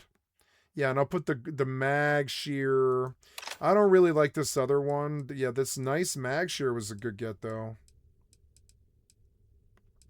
Yeah, this mag shear is good. So, but I don't like the Penumbra. It's got a splash that hurts you, and that's always cancer. So, because I work close range quite a lot. Like, with guns. I work close range with guns because it's easier to aim at their heads. So I like stepping out from peaks and just blasting somebody in the face with a shotgun. So yeah, you know, I don't know. But I like the guns in this game, actually. I don't know. I don't like them. I don't have like a zest for them. I don't think, oh, they're so good. But like, they're acceptable. They're like acceptable guns. Most of these games, like weapons, are not acceptable. So if I trank him, will something bad happen to me? I just trank him. No, you should be tranked. Fuck this guy. Trank him. No, just trank him. Why are all these things like this? I want to go back to some kind of... Like now you've auto-saved again, and I don't even know anymore. Maybe I have a quick save back there. Does it matter? Should I kill them all? What is the quest now? I have to kill Larry. I've caused a violent disturbance. The only choice I have is to hunt down and kill Larry and Dumbovsky. Okay, Dumbovsky. He's up there. I see him. I wish I could, like, stealth boy. So I don't have to aggro these fucks. Are you gonna shoot me? You are. You're such a dick. Get off me. Off me. Motherfucker. Get off me.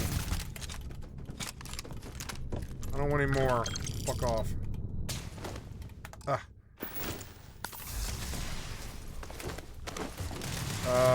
Boop. Okay. Oh! See, I'm learning to just line up the headshot and end the engagement while you have the chance. Yeah. Who else is here? Fuck this guy. All we have to do is kill Larry and leave. Let's go. Where is Larry? Fuck Larry. Fuck Larry. Fuck this guy. I don't know. This gun, I don't think this is a good gun. It takes so long to reload. Maybe I can reload faster with skills. I don't know.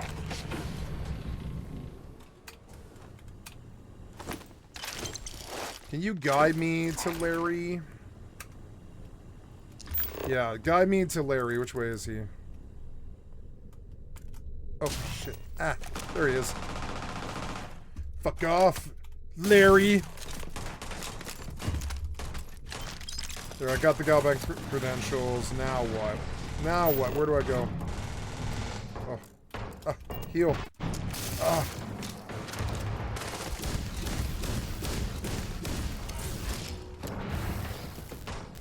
Fuck, Fortnite makes you so aggro. I should keep playing Fortnite. It's good for you. It's good for your instincts. Like, look, I wasted those guys. Like, I think I surprised the NPCs now, even now.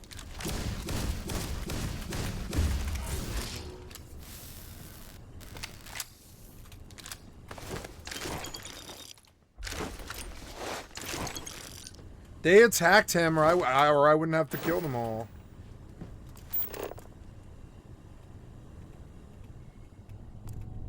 Let me out of here.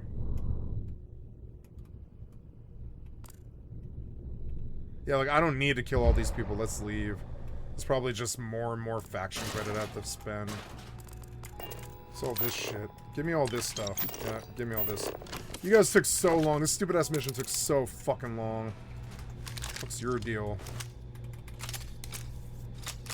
I do like the gun. It's a good headshot weapon.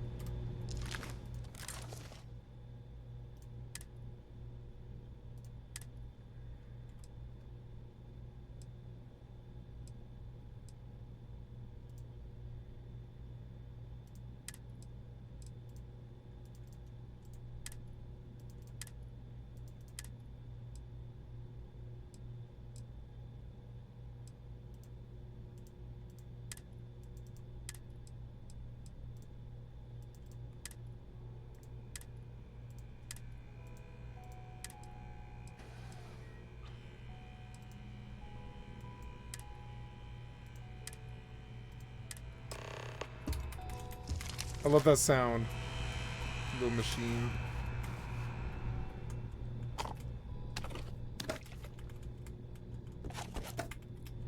Okay, I'm gonna rob you as I leave. Bye.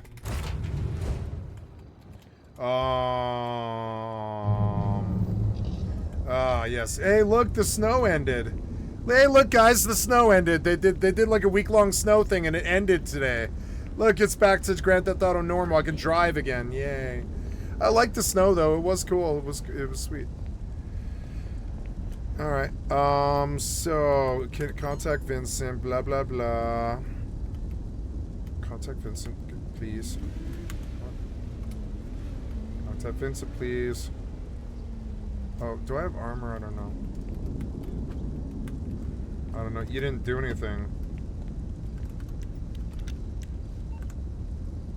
Next up, acquiring a getaway. I don't care. Let's go.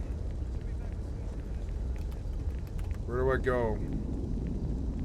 No, Tina. She's not a better mother.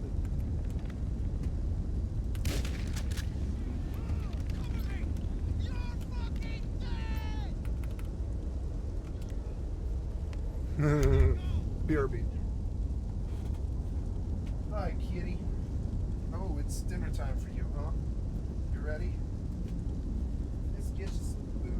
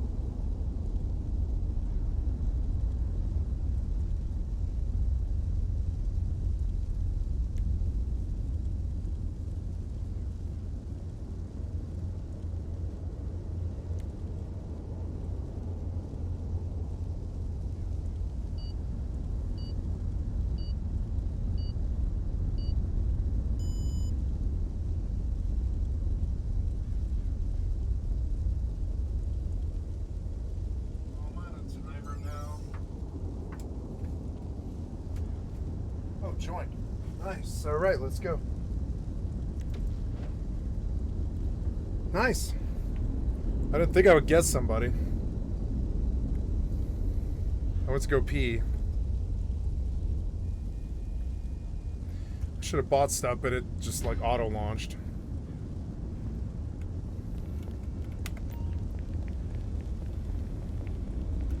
Okay.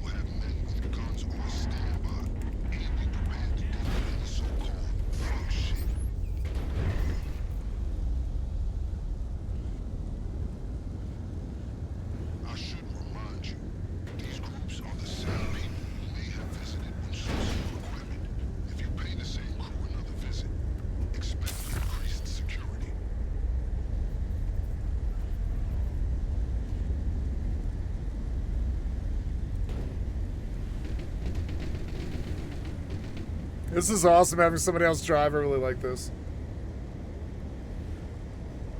This militia group's got a great reputation for sourcing great cars.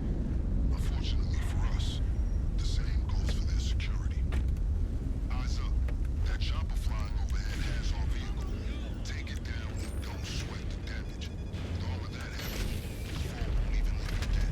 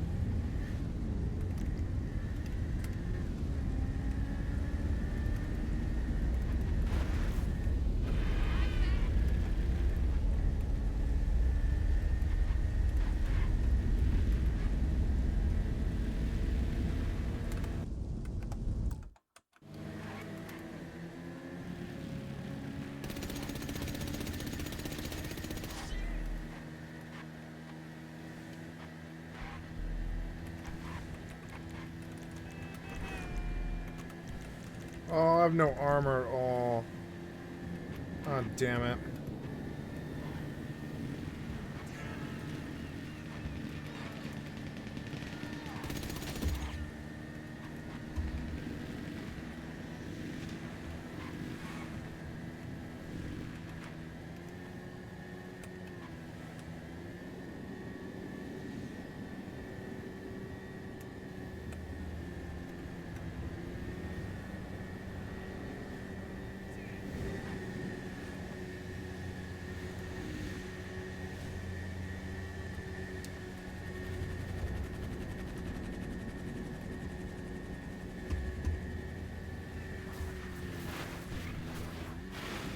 Oh. Oh. But I'm still in it. I'm still in it. Are we going to A? Yeah, we're like going to A, huh? Hi, kitty. Busy. Yeah. Do you happy with your food? That's good. Oh god, I gotta watch what I'm doing, kitty. I really want to fuck up here. I got other people involved.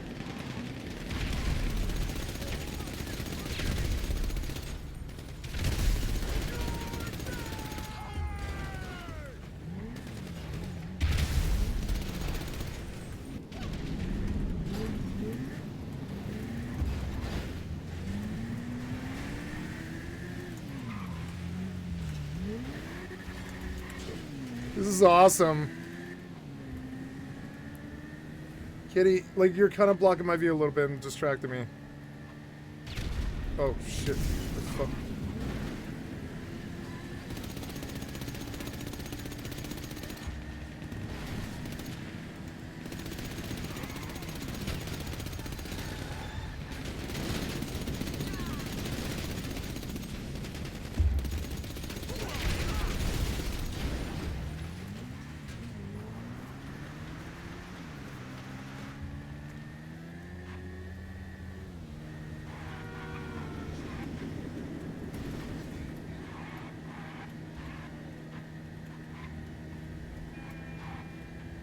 This is fun with 4 people.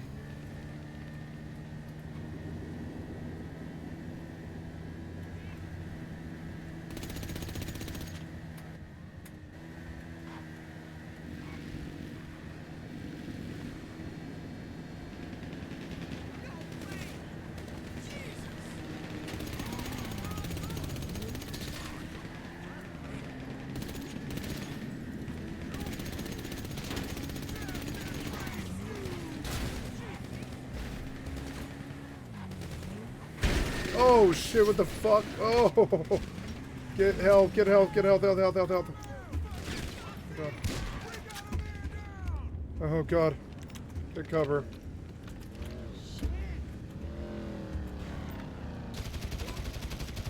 I kill him? Yeah, I did. I killed him.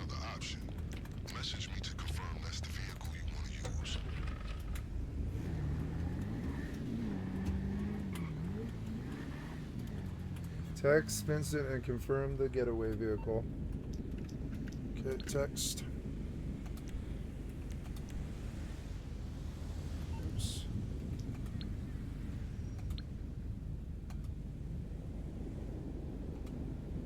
This car should provide all the means necessary for a perfect escape.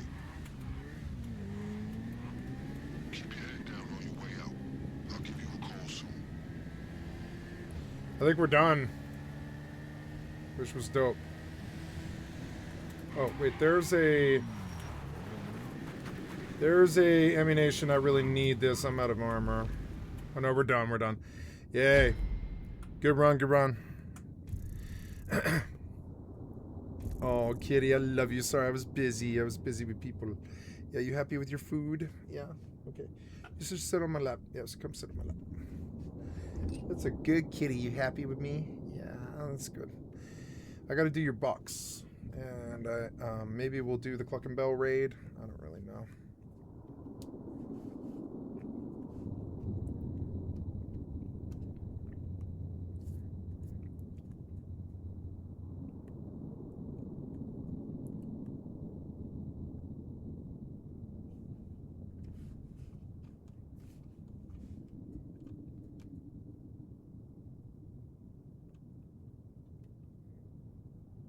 I did that all with no armor or whatever. I fought so many guys with no armor. Like 1 armor. I think I had. Oh, my pretty kitty.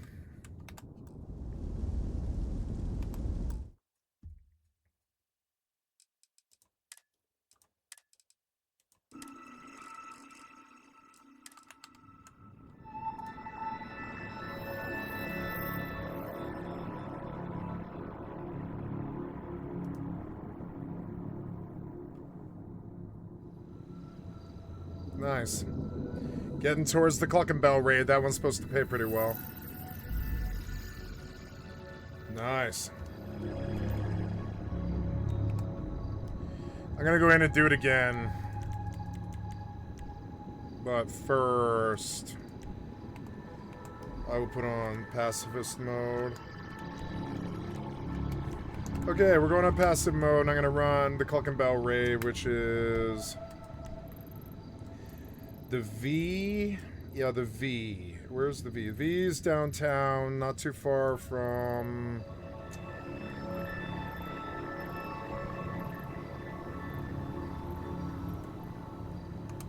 there. So I guess the bunker is probably the easiest ride.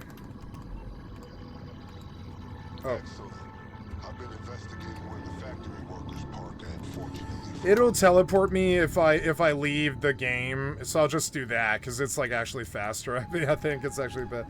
Or I don't know. Can I go back to? I don't know. Can I just go to jobs? Yeah, like can I do the Cluckenbell raid? Play a job.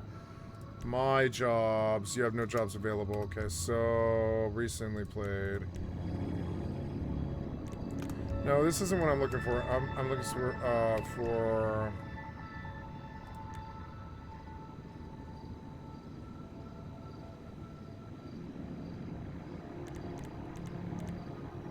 oh, there we go. Quit to main menu. That's how you do that? Okay, there we go. That's what I wanted. I want to go to the main menu. Because it auto teleports you from the main menu, which is actually faster than a lot of these things. Oh, my kitty. I love you. I love my kitty.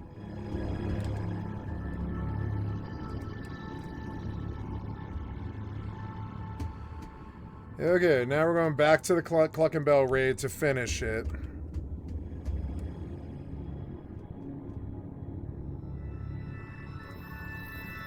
Yeah, getting up. This was a good cuddle. Thank you for coming to see me. I like you.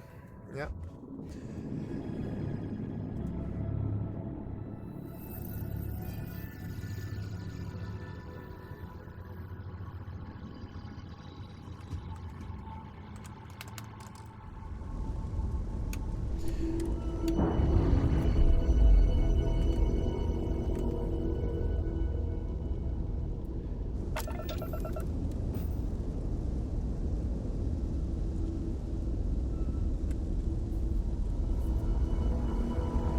One of the things about X4 is it doesn't trip out either my Epic or my Steam.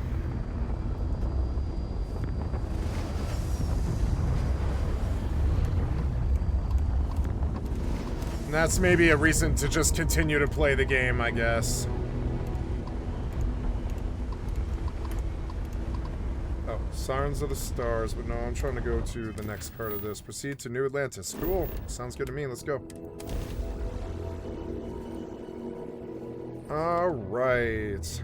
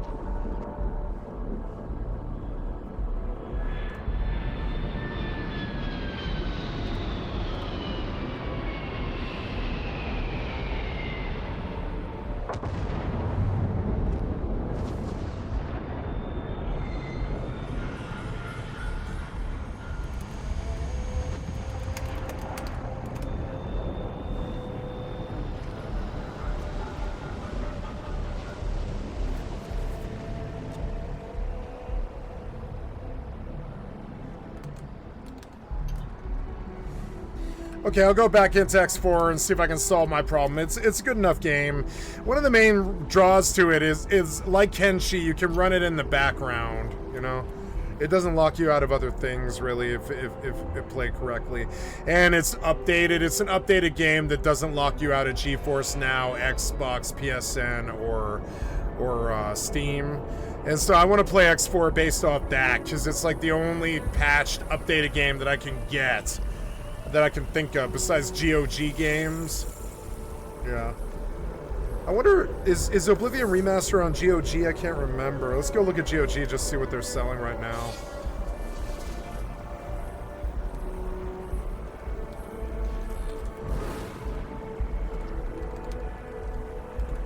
Oh, good. It teleported me to the Cluck and Bell raid.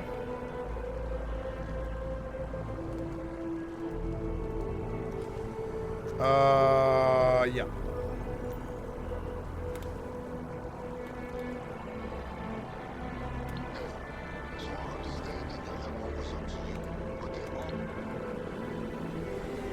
I want to just start this, can I? Nope. Oh, maybe I can get people like I did last time. That'd be cool.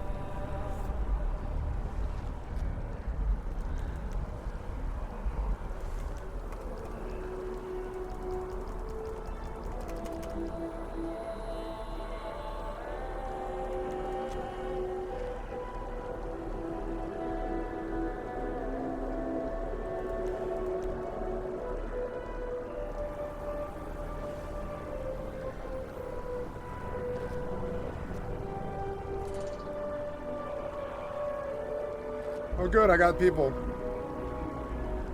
Make this faster.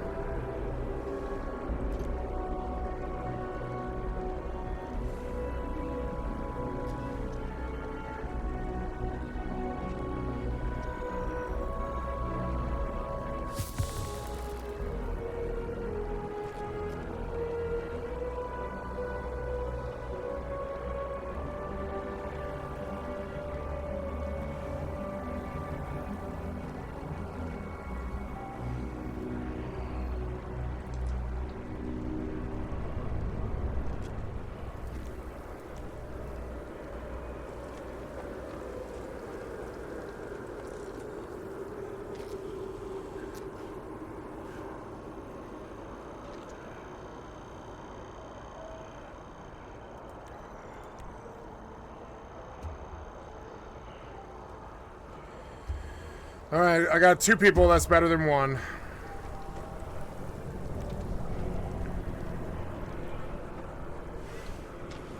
This will be fun.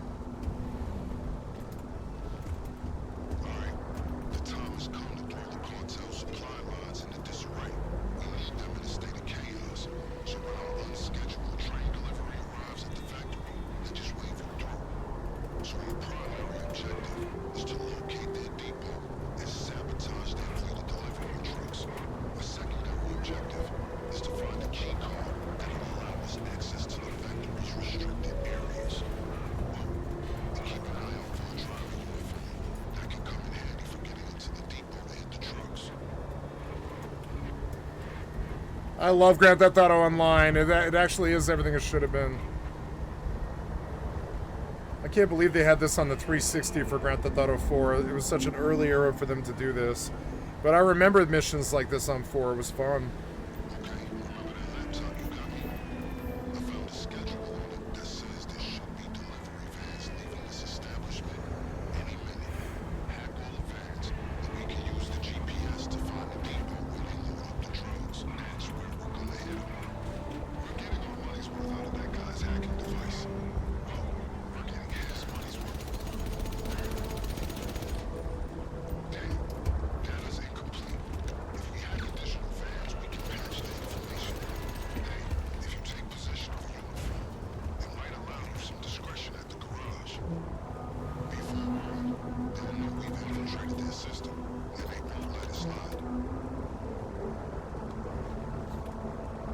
Did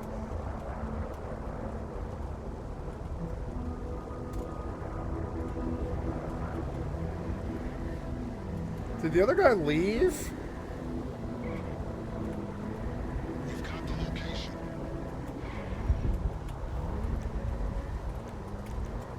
No, he's just way faster than me. Nice. I don't have any more armor now. Fun.